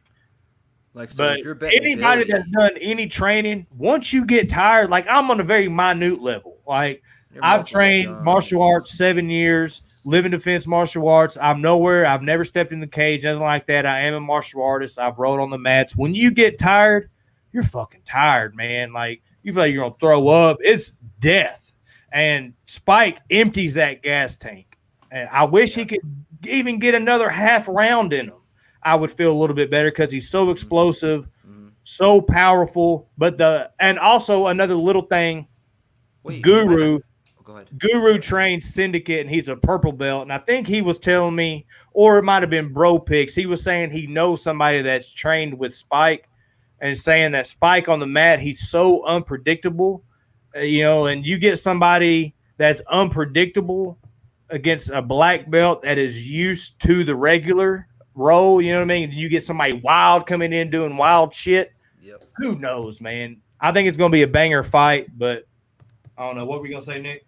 Let's go back here. I was just retweeting this real quick. I'll go back. I was looking at some odds here. I mean, do you guys really see this going out of the? I mean, do you see one of these guys finishing each other? Spike. If Spike's gonna win, I think he's gonna finish him in the first. Yeah, Spike only has one decision win. Oof. So that means if you can bet Spike right now. And Billy has 3 out of 10 out of 13. He's not going to submit Billy, right? Because Billy's the better, Correct. So plus 220. I wish it was a little bit more. You could place 3 bets and win almost. Never mind. I wouldn't be mad at like this right here. Like if you want to do something like this, like bet Spike finishing the first. If that doesn't happen, live bet Billy to win a decision. You know what? I have those odds. Let's see here. Carlo round 1. Plus 450. I got 350. That's awesome. Yeah, 450 is the best you can get. You're right. 450 is on, what is it? I don't know if it's a foreign. Is it a foreign book? Do you know? Or not foreign, but not States? Is that correct? Yeah. It is? No, it's not William Hill. No, you're right. Okay, yeah. Bro Pix was saying it was him, and Carlisle's a brown belt, and he trains with Dariush. Benny. He's let me down so many times. Every time Benny and the Jets. Benny and the Jets. Fucking Benny. What was his parents thinking? Yeah. So what's your play here, Nicholas? What's your play? My pick here is fucking Billy. And I'm going to take him. Oh, Billy Madison. No, I was Billy, about to say, what's that Cornfield. from? Billy. Oh, Billy. Oh, it seems well, the voice sounded like BK, but Is everybody on the bus? Good, great, grand. Farley. Oh, yes, got it. Bam, nailed it. Yeah, great movie, man. There's this girl I know, or I do. Me and her got it on. No, you didn't. Well, yes, no. Well, this guy I once knew. Yeah, that's right. Hey, that and Happy Gilmore, bro. That Happy Gilmore and Bloodsport. You can't fuck those up. Billy Madison way better than Happy Gilmore, but Bloodsport, Happy Gilmore, I could watch back to back to back to back. Fuck Bloodsport, bro. Bloodsport's my jam. Joey Werk, what you know about Bloodsport, bro? I don't know about it. What the fuck, Joey Werk? Joey, how old are you? 22, bro? I'm 30. You a fucking baby, bro? No, you're younger than us. Mo's 37. I'm 36. Yeah, bro. Don't let these baby faces fool you over here. Yeah. That's the year I was born. Yeah. Right. Hey, bro. Hey, look it up tonight. It's free on YouTube. Bloodsport, bro. Will change your fucking life, bro. Will change your fucking life. Jean-Claude Van Damme? Huh? I question. Jean-Claude Van Damme or Steven Seagal? Who's more up your alley? JCVD all day, bro. Come on now. That's not a real athlete. Who's next? Joey, you on Steven Seagal, bro? Yeah, I'm taking Seagal. Oh! Joey! He went Seagalsy. Dude, you didn't. Dude, kickboxer? Does that ring a bell? Does that little gym ring a bell? Time Cop? Huh? Double Impact? Bro, I could name them all day, bro. Bro, we'll fucking change this theme real fast, so we better get on to this main event. Yeah, I'll end up on RedTube in a second. So, let's go. Also Nick, boy. Hey, next up we got Mr. Ivanov. Mr. I got stabbed in the nightclub coming in against Augusto Sakai. Mr. Werk, can you drop us some stats on this? You got stabbed in a nightclub? Yeah, bro. He got stabbed in like a Bolivian nightclub, something like that, because I don't remember something's crazy shit like they didn't like let him in or some kind of crazy shit like that happened. Dude got stabbed. That's why he has a big scar in his stomach, because he got stabbed in a nightclub. I didn't even know that. Yeah. Would you look at that? Dropping gems. You get stabbed and there's nothing stopping you. So I like Ivanov here. I just this might be the hardest fight in the card, Joey, in my opinion, to like bet on. It's tough. I don't like either side, but I do like either side. It's weird. Nicholas, let him drop some stats. Oh, I forgot about those. Fuck. Sorry. Ivanov is 33, 5'11", 73-inch reach. Sakai, 29, 6'3", 4-inch height advantage and 4-inch reach advantage, 77-inch reach. Ivanov is 18-3, 3-2 last 5, 2-2 in the UFC. His last fight out, obviously, he lost a split to Derek Lewis. Out of his 18 wins, 7 by TKO, 5 by submission, 6 to decision. All 5 of his last to decision. He obviously fought in World Series of Fighting and Bellator before the UFC. Sakai 4-0 in the UFC, 5-0 last 5. He also fought in Bellator. His only loss was to Chekhonego. Out of his 14 wins, 11 by TKO, 3 to decision. 4 of his last 5 were stopped by KO.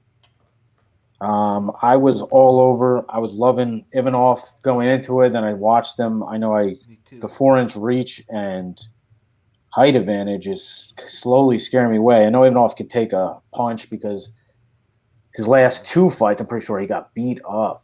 And he was just stayed in there the whole time, went to decision, 1-1 in those fights. But, what the lines here, we got Ivanov there. It's basically even money now. You can get Ivanov at plus 100 somewhere. And then Sakai is now the favorite at about minus 110-ish. I haven't made a decision on this one yet, and I'll probably do a little more homework and make one tomorrow.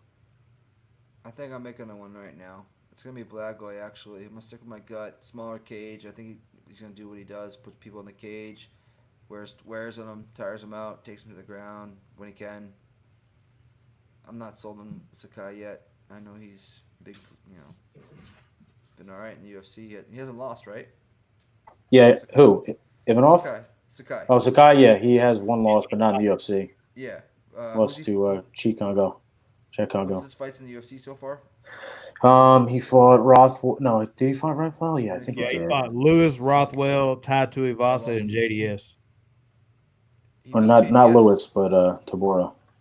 Yeah. Tabora, Arlovsky, Sherman in the UFC. Oh yeah. No, that was Blagavoy, or whatever you say my man's name. Okay. Yeah, I'm on Black. That just sold me right there. I just Chase Sherman. Yep. I'm on Blagavoy. I have enough to win this fight at plus odds. He's been training with what's his name as well. I can't believe I'm losing this right now. What camp? He's been training with Francis. Oh shit, that's a big puncher. I mean, Augustus guy doesn't hit like Nagano, but if he's doing anything with Francis, that's just positive. Yep. So, I think this might be it's a dog bet. I don't know, fellas. At first, I was all over Mr. Ivanov, too. I was all on him. Just kind of did a little bit more tape study, dug into the numbers a little bit, and I think I'm on Sakai, and here's why. I don't really see, first off, Sakai's takedown defense out of who he's fought is at 89%. Let's see. Arlovsky didn't go for any. Tabora got knocked out in 58 seconds, and Sherman didn't go for any, so I don't know how the fuck he's 89%. But that fucking stat was all fucked up. But the one that matters is significant strikes landed. That's kind of what brought it out to me. It's almost at 8. So that means for a heavyweight, my man's pretty active with his hands. His takedown defense, like I said, 89%. Even though if that stat's wrong, it shows that, like, I think he's a pretty big dude, real heavy hips. I think he's going to be real hard to take down. I just kind of see him working his volume, keeping Ivanov away. Ivanov, he averages 0.55 takedowns per matchups.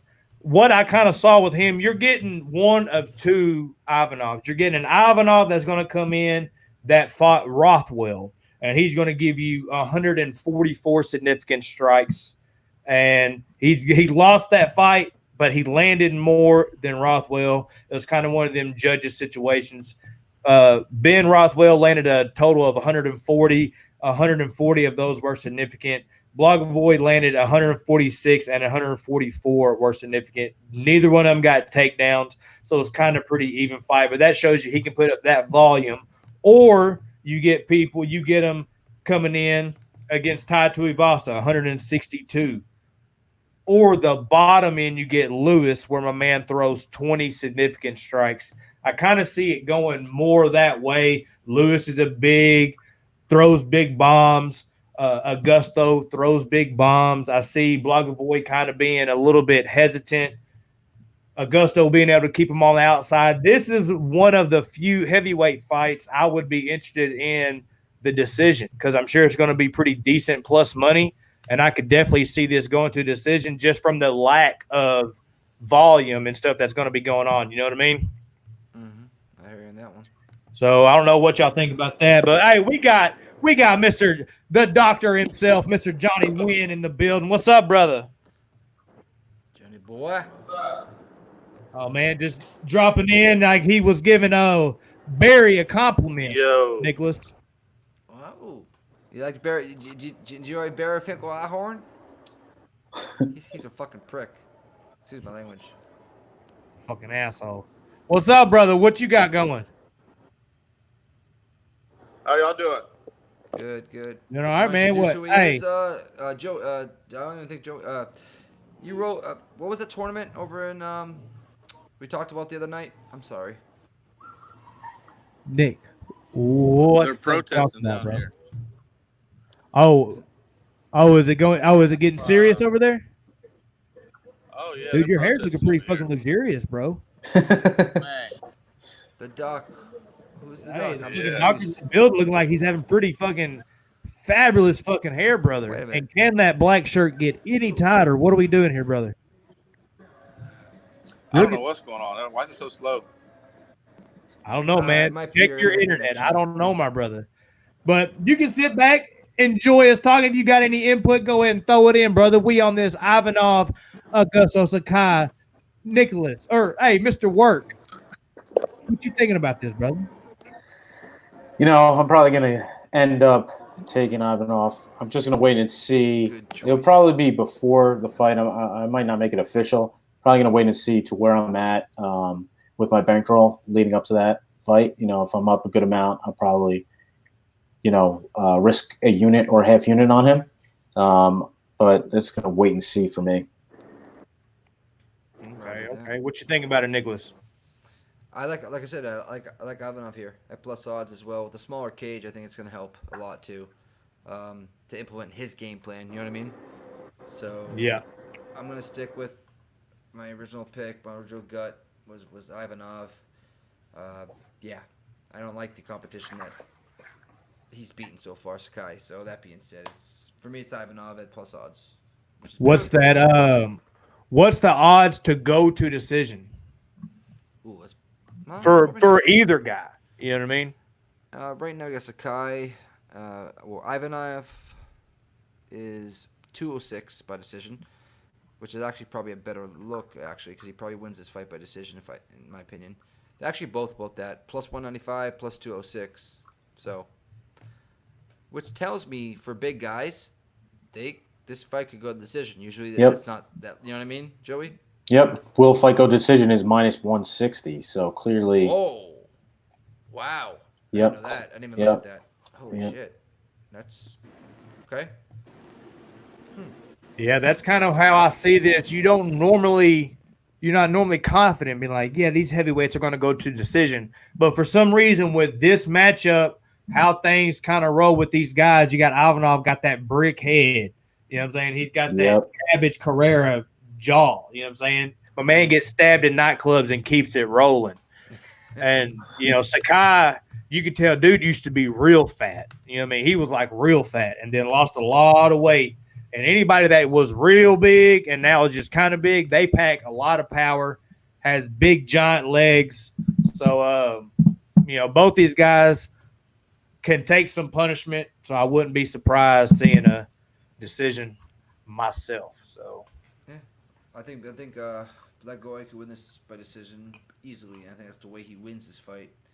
He's just very technical. He wears on you. I mean, 5-round fight difference. The 3. Oh, look at Antonia Shevchenko. She looks awesome right now. Okay. She just this time of year or something. No, just in good shape as well. Beautiful as well. But yeah. Oh my bad. Yeah. I know. You're liking Chuke. I think she didn't like FaceTime you or chat snapped at you or whatever those young kids call that stuff. You know what I'm saying? She calls me directly. Oh, okay. My bad. My bad, bro. Hannah's got those arms, those diesel arms, bro. Hannah's got. Dude, Hannah's Jack City for sure. She takes all the picos. I don't know if y'all been watching that Lance Armstrong doc on ESPN. Have y'all checked that out? Like the new one? No. Son, it's straight fire. It just, I guess, I know y'all watch the Jordan doc, right? Of course. Okay, I was about to say you don't know if you can be in this motherfucking stream. You watch that, but You ain't motherfucking American. But yeah, no, I guess whenever that ended, they just started the fresh one with Lance, and it's going to be a couple part series. And he's going through all the little stuff that he did with the cheating and the stuff like that. Straight fire. Need to watch it. So let's get on to this main event. We got a little bit of, I don't know who's going what on here, but I'm going to have to tell you where I'm going after Mr. Werk drops you some stats on the main event, Tyron Woodley. And let me correct anybody that says Tyrone. Listen, you blockheads. It is Tyron. It's not a hard fucking name to say. You know what I'm saying? So you blockheads out there, it's not Tyrone Woodley. All right? It's Tyron Woodley versus Gilbert Burns. Sorry I had to get that off my chest. Don't understand why people can't get that. Mr. Werk, can you drop us some stats, please, sir? Yep, Tyron Woodley, 38 years old, 5'9", 74-inch reach. Gilbert Burns, 33, 5'10", 71-inch reach. So 3-inch reach advantage for Tyron. He's 9-3 in the UFC. Strikeforce before that, 4-1 his last 5. His last fight obviously lost to Kamaru Usman in the title fight. 4-5. 4 of his last 5 to decision. Gilbert Burns, he is 11-3 in the UFC. 5-0 last 5, throwing out his grappling matches that he had. 4 of his last 18 wins to decision. So a lot have stopped before that. 6 by TKO and 8 by submission. Here, I was been leaning. It's really hard for me to throw out Tyron Woodley and what he's done in the UFC and his career, beating Darren Till, Stephen Thompson, Robbie Lawler, Kelvin Gastelum. Obviously Usman is probably on a different level than almost all the fighters at this weight. Gilbert Burns, obviously, he's getting a chance here. I'm pretty sure before he took a little time off, I know he fought Damian Maia not too long ago, 2 months ago, and now he's back for Woodley. I'm pretty sure he asked for it. These two have been barking at each other. This is going to be I'm just going to sit back, have a beer, and just enjoy this fight. I'm not going to bet it. Hey, Swervin, real quick, on that Twitter post, I'm trying to figure out what you meant by that. He probably meant that I'm the fucking best. No, not that. He said, add more legitimacy. You are very well respected, my man. That is all. Cheers, mate. Just trying to figure out what you meant by that. That you know what you're talking about, bro. I just like to know. You're welcome. Got you, bro. I be teaching everybody, bro. Teach the choir. I teach Nick. Teach Barry. Whatever you want to do. But here's the real question, 4 ounce. Do you want me to tell you who you should bet on before or after you go? No, I don't bet on here. It's fucking Woodley. It's all Woodley all day. Okay, well, we're on the same fucking page, so. And he's Burns so much fucking money on him right now. You get -170 and Woodley straight. Yeah, because this is what I think people are doing, bro. I think people are chasing the dragon, okay? They're chasing that dog money. They're chasing it. Because think about it. This fight's going to go this way. It's going to go this way. Woodley's going to come out, right? What does Woodley do? He backs up to the cage. He does 1 of 2 things out of that. Whenever they close the distance, watch it. All the major fights. Watch plenty of tape on this. Seen it with my own eyes. They come in. He throws a big overhand. He's so explosive, he catches them coming in. Or he lets them come in. He ducks and then shoots. He changes levels, shoots a blast double. Those are his 2 weapons out of that. And that's what Woodley does. He's going to let him come, and then you're going to have Burns right outside that black line, and he's going to know that Woodley has that big right hand and the double. If I know that, his coaches know that. So he's going to stand at range and just pump his jab. You know what I'm saying? Because he doesn't want to. He's not going to want to commit. He's going to have to commit at some point because Woodley will make that motherfucker boring the whole time. He does not care. I think Burns wants to make it exciting. When he makes it exciting, Woodley's going to close the show. You know what I'm saying? And if anybody, I don't like Woodley. Like, I'm not like a big Woodley fan. And the only reason it's for is because if Woodley would be T Wood the whole time, I would be all about it. You know what I'm saying? If he would be that vicious dog, but he tries to do too much stuff. He tries to be a rapper. He tries to be an actor. He tries to do all this stuff, and he acts like it doesn't matter, but it does. From what I gathered in this camp, he's been in Thailand. You know, everybody's got to remember he's been training for Leon Edwards too. You know, so he's been in camp. He's been banging it out, wanting to get that win back. Another thing that I think everybody keeps bringing up to Usman, I think Usman, one, is a beast. Yep. I don't like Usman. Yeah. I think, you know, him trying to call out Conor and stuff. You know, Conor's a 155er, bro. He just wants that clout. Fight your people and let's roll. I think Usman's the best 170er in the world. But I think that Usman and Woodley have a decently close relationship. You know what I'm saying? Usman looks up to Woodley. Woodley, big brother's Usman. I think they went into that. Woodley probably took that a little bit more seriously than Usman did. And because he did not look the same Woodley. He wasn't firing off. He was getting taken down. I think maybe a lack of just tired of it mixed with his rapping, his acting, and the big brother syndrome. Boom, he got that loss. I'm the worst. I always go against Woodley, except for this time. You can't go against. He's a former 5-time champ. Burns. The only place that Burns is better is BJJ off his back, and I think Woodley's wrestling is going to stop that from happening. You know what I'm saying? Both got black belts, but we know the better BJJ. Yeah, Dorino is the better submission grappler. Yeah. But I think Woodley has that top pressure that he's going. You know, if he gets, it does kind of worry me though. Like, let's say he blasts, Burns falls, or even just clips him, something like that. We all know how BJJ practitioners like to, act like they get hit and kind of roll with it and go down because that's where they want it anyway, especially if they're losing the fight. And I could see Woodley maybe jumping down, in his guard or something like that, being so excited. That does kind of worry me a little bit.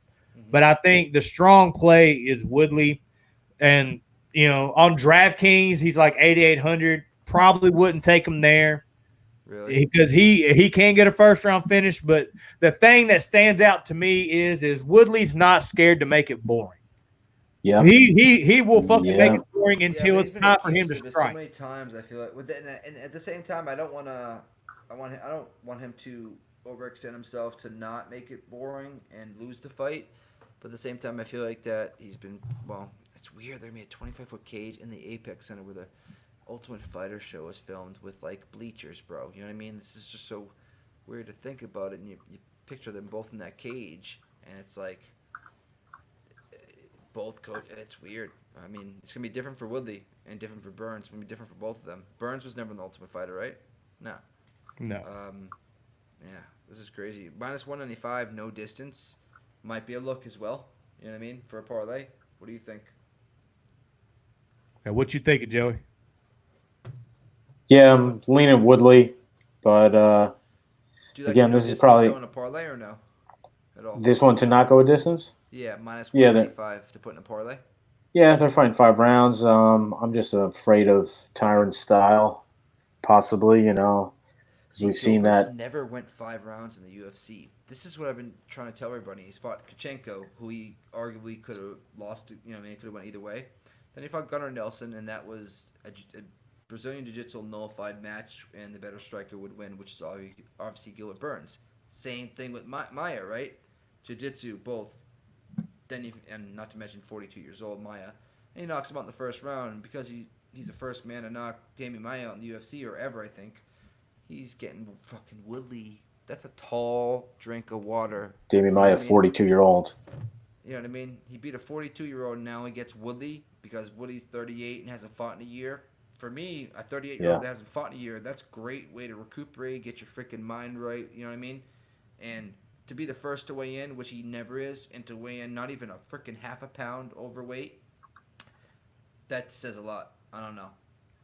I think his coaching, like his coaches are super underrated. Dean Thomas is a beast. Yeah, bro. He's coming in with a game plan. That they're coming in with a game plan, and Woodley's sticking to the game plan. Yeah. I had a meet. Listen, didn't me and Dean Thomas had a meeting in the bathroom at a Titan FC fight? We almost fought. We almost had that sword fight and you're pissing. We were next TMI. to stalls. Motherfucker walks up next to me though. There's like 13 stalls. You know what I mean? And he just starts pissing like the second stall over. And I look over and I'm like, "What's up, Dan?" And he's like, "What's up, man?" And we're both pissed. And he's like, "Sword fight?" I'm like, "Nah." And he's like, "I'm fucking with you." I guess he's a comedian also, right? Yeah, he is. So, Yeah. he's mad funny. Matt Serra, Dana White, and Dan Thomas were filming Dana White's looking for a fight. Yep. And in between rounds of every single fight, Matt Serra would walk over to me, my boy. It wasn't Taylor, because Taylor. What's up, fucking guys? Place. It was his friend David. And yeah, no, dude, just he's not as short as you think he is. I mean, he is, but I guess David's short as well. But he walked up to us, bro. How do you like how you like tonight? Yeah, mad cool, bro. Mad respect to Matt Serra, bro. He just every single he'd get up, walk over, and just talk to people. Dude, Sarah's a legend, bro. Yeah, bro. When he knocked out GSP, bro, that I freaking, that was like something that jumped out of my seat. I think we were all watching that live. That was. Oh my god. I mean, the rematch, I knew what was gonna happen, but yeah, he shocked the world. That is probably the biggest upset in a championship match when it comes to. I mean, who else? Can you name another one? That's the biggest upset ever when it comes to a belt fight. Yeah, I mean, you got Holly Holm and Ronda. That was. Yeah, that's gotta be. But Holly was like, I mean, I was beast ass freaking. She was boxer. plus 1,000. Yeah, that was crazy. On the odds, you're right. You know what I mean? Who knows what Matt Serra was? I don't even know what he was on the odds. That was before betting was big. Right, exactly. Mm-hmm. He should have been probably that, right? Or more. But Holly Holmes was way over underrated, I should say, when it came to the odds. I had $50 on her, won 500. Right. You know what I mean? Then rolled my ankle in a celebration. Oh, did you really? Yeah. Get the fuck out of it here. was worth it though. I'll take right? it. Oh, my ankle, $500. Fuck my Yeah, ankle. fuck it. Yeah. Right? Yep. But yeah, man, I really like Woodley here. I think Gilbert Burns is getting too much respect for his 3 wins in the welterweight division against guys. I mean, who's Gunnar Nelson fighting next? We don't know because we don't, it's Gunnar Nelson. He was hyped up, because of fucking Connor, you know what I mean? And now we got Kuchenko before that. Kuchenko came into was that Kuchenko's UFC? No, your debut or no? It might have been. What, against Burns? Yeah. No. No. But still, Kuchenko is. I think he's a somewhat older fighter as well, 35 or up, right? Kuchenko, I believe he is. Yeah, he's 36. 36. Yeah. So I mean, these guys are all besides Gunnar, kind of past their prime, and none of them were ever in their prime except for Maya. You knock out Maya at 42, you get Woodley. Like I said, that's a big task. So if Burns gets it done, God fucking bless him. But I don't think he does. And the money right now at minus, more money's come in. This is crazy. It's switching. It's as right now, Woodley's getting better and better. 155 I can get him at right now. I don't think it goes much lower than that. No. Yo, Johnny, take the TV off of stream. Yeah, that's one bad thing. But if you guys are betting Woodley, anybody listening, you better bet him now because it's not going lower than minus 155. If it does, that is crazy, and I'll bet it again. Yep. But I'm putting my bet in right now. Yep. 5 times the only place hanging 155. Everywhere else you find it 170, 175-ish. Yep, I got Bovada and I've got Bookmaker, so I'll get the 170, but I might take it inside the distance as well, sprinkle for a little bit better as well. I don't think Gilbert Burns ain't going 5 rounds with Woodley. If Woodley wins this fight, he gets him out of there within the first, in between the second, in my opinion, and 4th round. Do y'all think that there is any chance at all? Let's see. Mr. Eric Rosas says Woodley has had some stamina issues in the past. You think that there's any chance that he gasses? I think that was younger Woodley.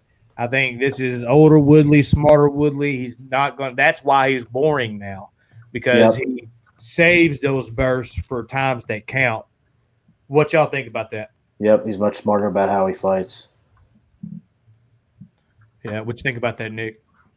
But I was reading a comment in the chat. Say that one more time. I apologize. Yeah, it gets on screen. Oh, stamina issues. He's won 5 rounds his last 3 fights. I mean, he got dominated by Usman. That's because Usman was able to dominate him and take him right to the mat, or take him to the cage and take him right to the mat. And as you looked in Woodley's face, it was like a ghost. He could not do anything about that. But if you think that Gilbert Burns is Usman because they train together, that doesn't work that way. And nothing against you, Eric, by the way. I'm just saying, breaking it down. You're the man.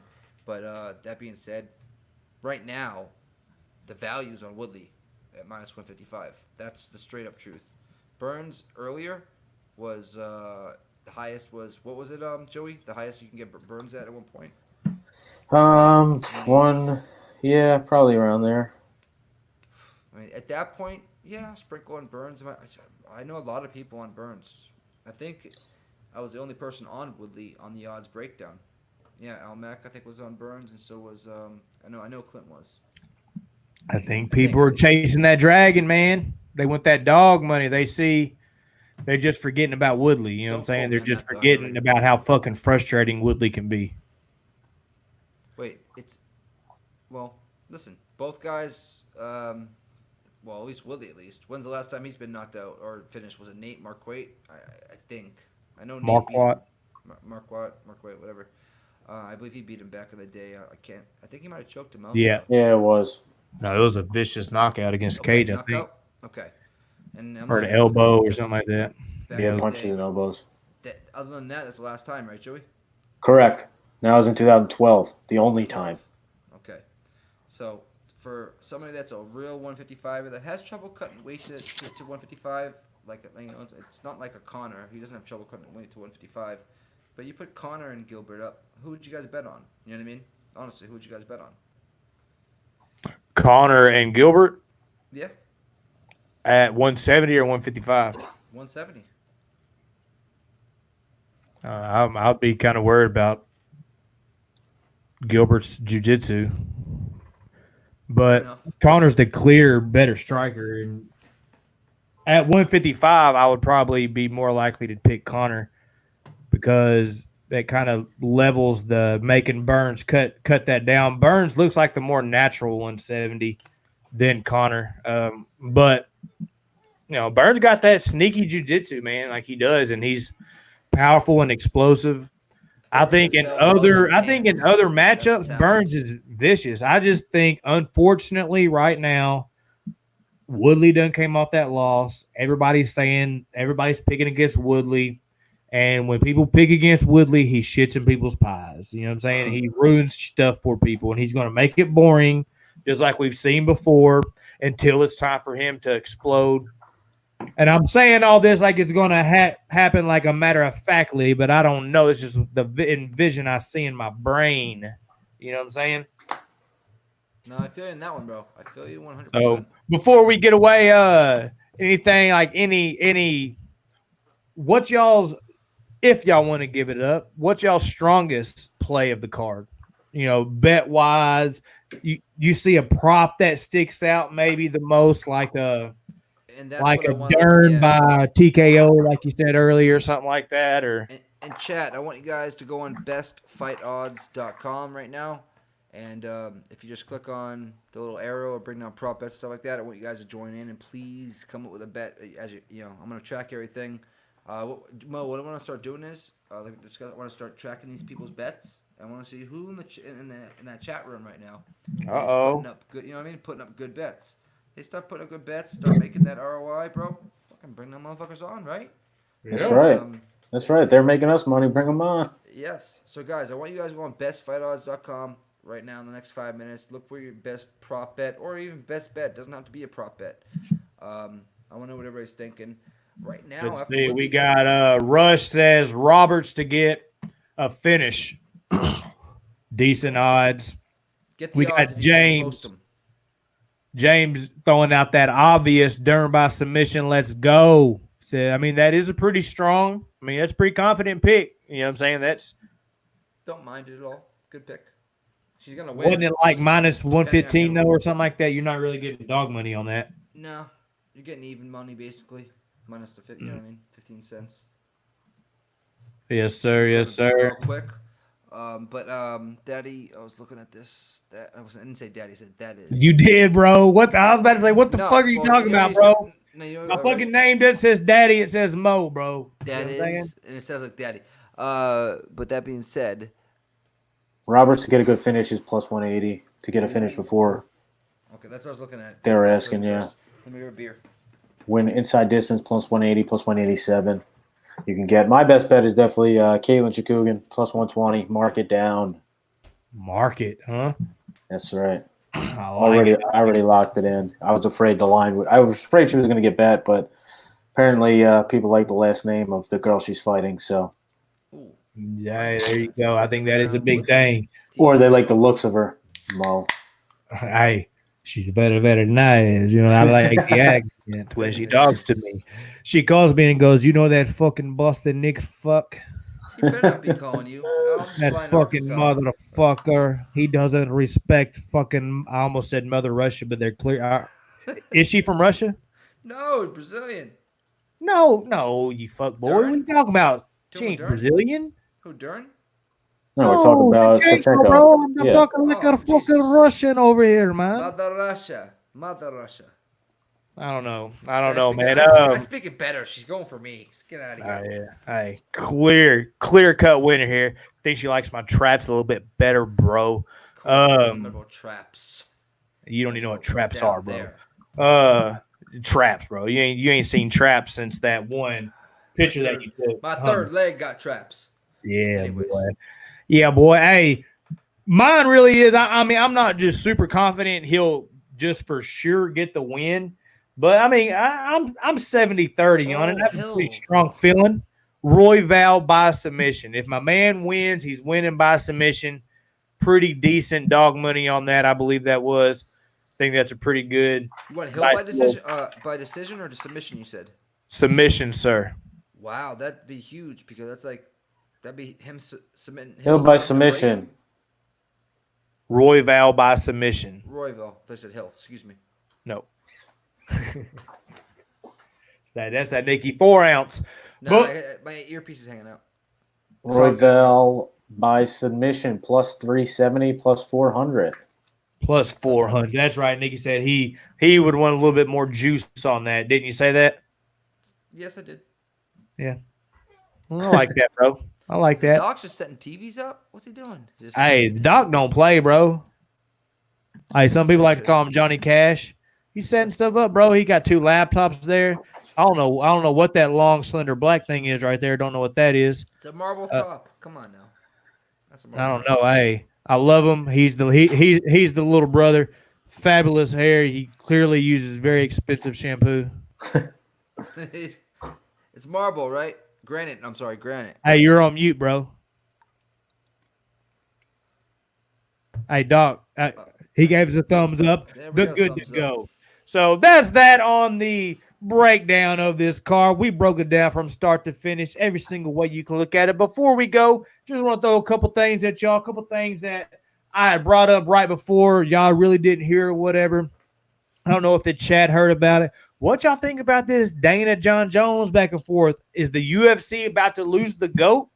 He was coming out. Dana said that he asked for that Deontay Wilder money to move up to fight Francis. You look that up. This comes out of Dana's mouth. He said he quoted John Jones, "I want that Deontay Wilder money." Deontay Wilder got paid $30 million. So he wants that $30 million payday to fight Francis. Dana said that ain't happening. Guess that pissed the GOAT off. The GOAT come out, I guess, on Twitter, the Gram. One of the two came out and said, "Hey, cut me, Dana."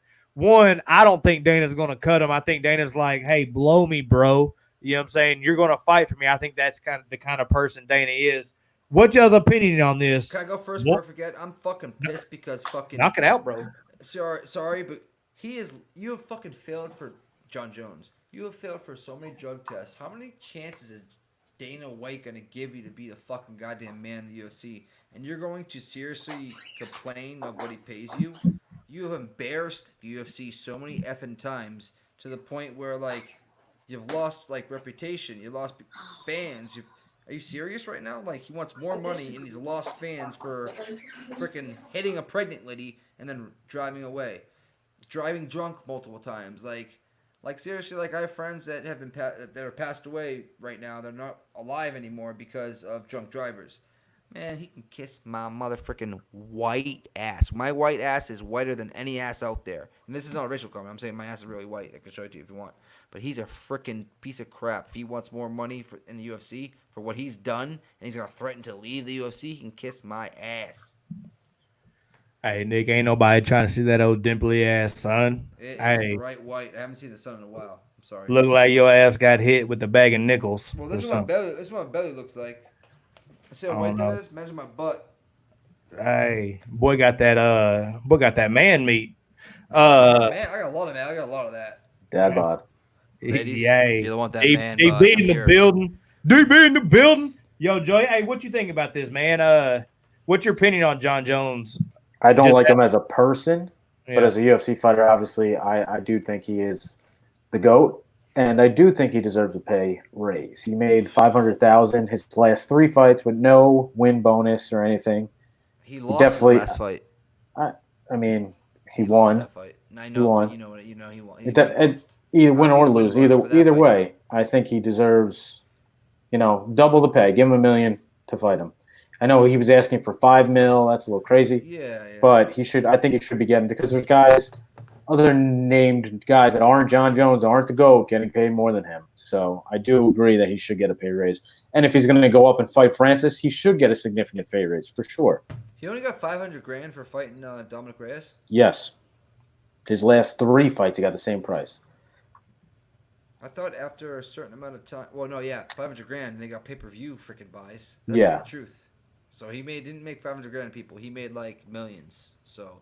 That's different, though. You know what I mean? He wants an actual bigger purse, and then he wants. Yeah, he wants more than the $500,000 purse he's getting. That's crazy. There's people up there starving. He wants to make like $6-7 million for putting a performance again like that against Dominic Reyes, who beat you, Jon Jones. And I mean, for how much Jon has done for the sport, though, there's guys. Whoa. Joey, not to argue with you, but he's done some crappy stuff for the sport. Oh, absolutely. I'm saying in the ring wise. I'm not talking about anything outside. I don't like the guy as a person at all. Mm-hmm. Don't get me even. I hear you on that. But he's. Oh, but was he on Pico's doing it? You know what I mean? Yeah. Because against OSP, his first fight back after getting popped, he looked like shit. He couldn't finish OSP. You know what I mean? And since then. I mean, the only person he's really finished is what? DC? Was it DC? Or was that before OSP? I got to double check on that one, but there was one before and one after, I think.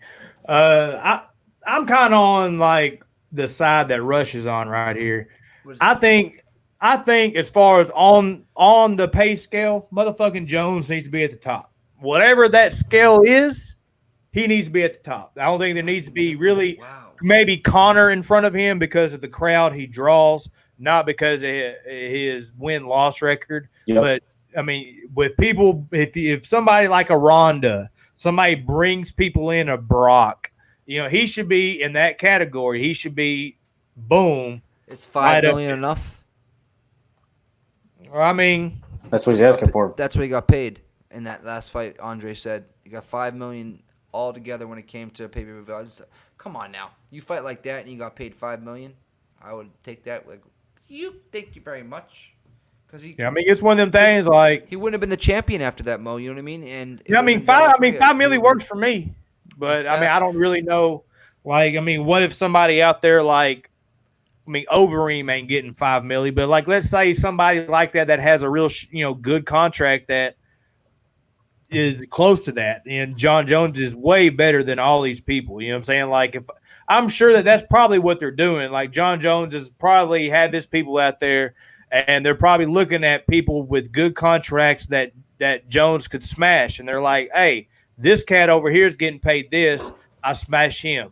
Over here, I smash him. Hey, maybe the only I don't know. I just know he is the GOAT, and something that he said in his tweet or whatever made sense. But then this is also what pisses me off about Jones is because I say all that nice stuff that what I just said, but then he comes out and he says something along the lines of, if I've never wanted to say this, but I'll go ahead and say this, you pay your fighters shit. If you want to compare stuff. He goes, I compare to what the NFL pays their champions because his brothers are champions in the NFL. They're Super Bowl champions, and he's like, the NFL takes care of their people. Hey, bro, the NFL has a whole lot more fucking money than the UFC. You know what I'm saying? The UFC has a lot of money, but they don't got NFL money, bro.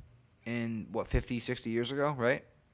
When I say What's open, that? When did NFL start? Longer than that, Joey? Right? It's been open, or NFL's been going on for what 50? What was it? The 100 season?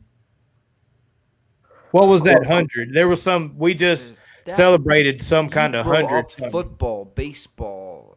I'm not gonna say soccer because I didn't grow up soccer. Football, baseball. It was. I think it was 100 just recently.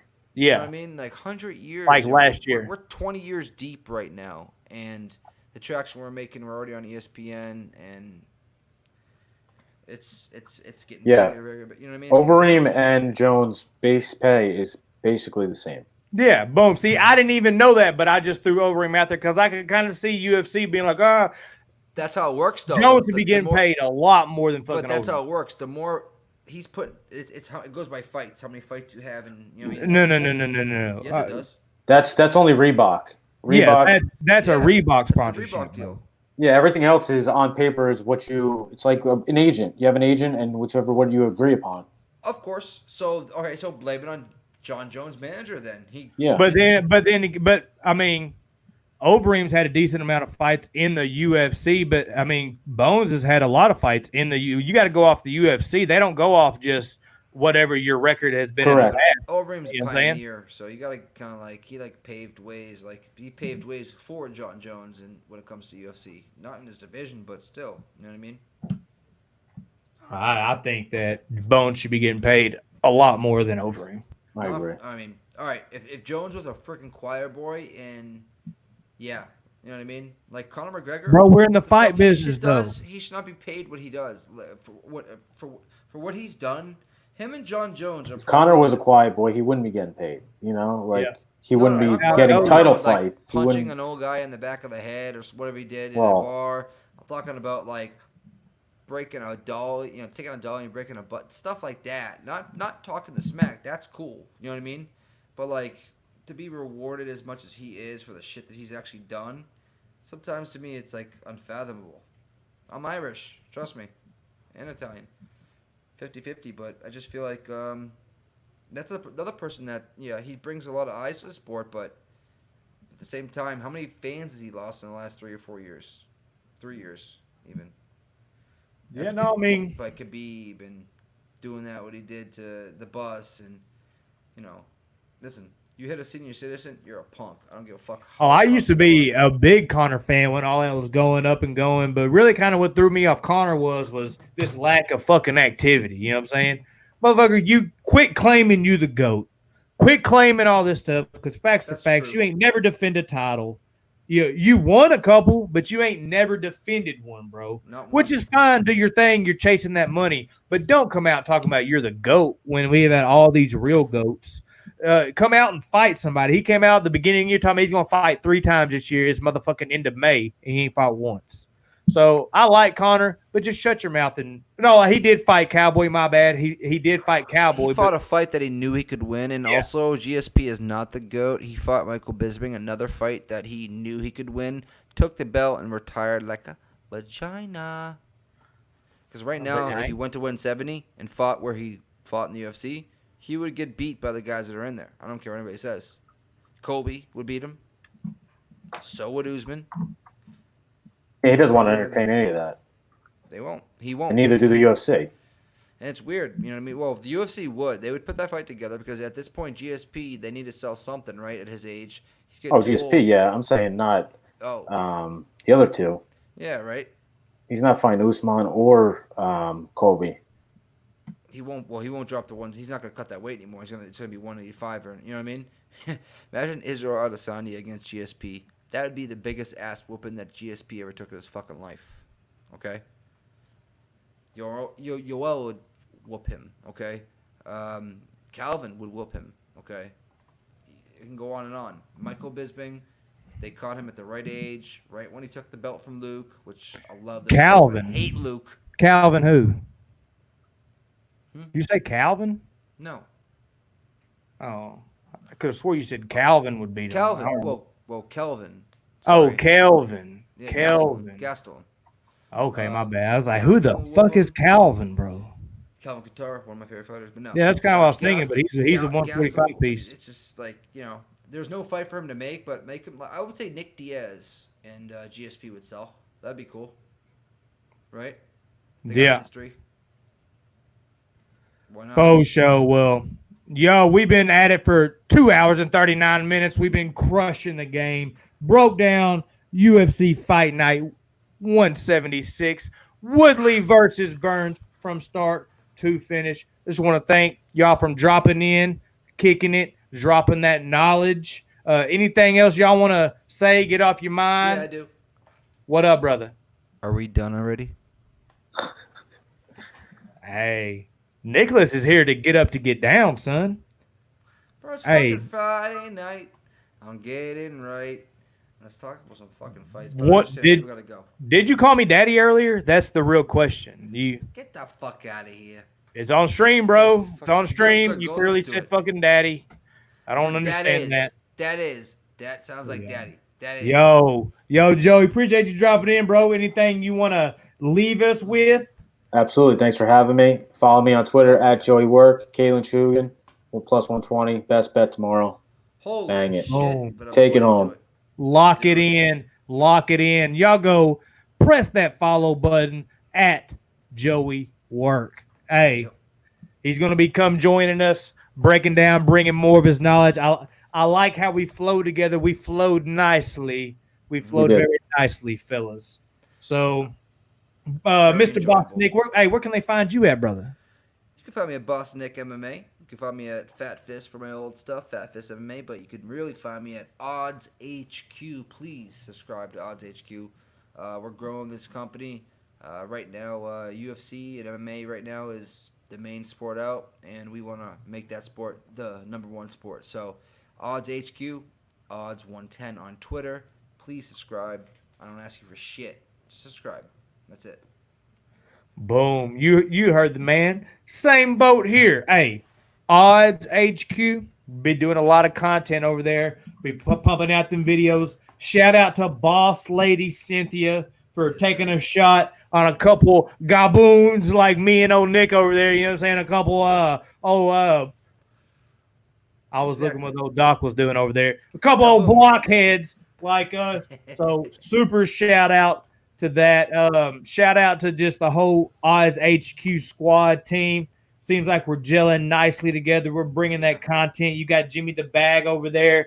You got some straight up killers. So make sure you Odds HQ, one word. Odds HQ, no space. Sub to Jimmy the Bag on. Hey, go there. Hey, we don't have to tell you to subscribe to Jimmy. You already know to do that. So you'll enjoy that content. I could promise you that. Good shit. Also, if you enjoyed this, make sure you smash that subscribe button, hit that bell notification, because tomorrow we will be live from start to finish, talking shop. Might do a little play-by-play here. Might do a little smoking over there. Might talk some bets. Might live definitely bets. Have Nick eat a caterpillar. Hey, Joey could come jump on. If he ain't got nothing going, he could link in, jump in. We saw the glorious Harry himself, Johnny Wynn. He bounced out. I was looking away when he did. I was going to give him plugs too. At Johnny Winchester on Instagram. Go follow my boy. He be putting out them beats. But yeah, guys. That guy, Barry Finkel-Einhorn, he sucks. Hey, Barry Finkel-Einhorn is a motherfucking G. So he's a dick. Hit the subscribe here.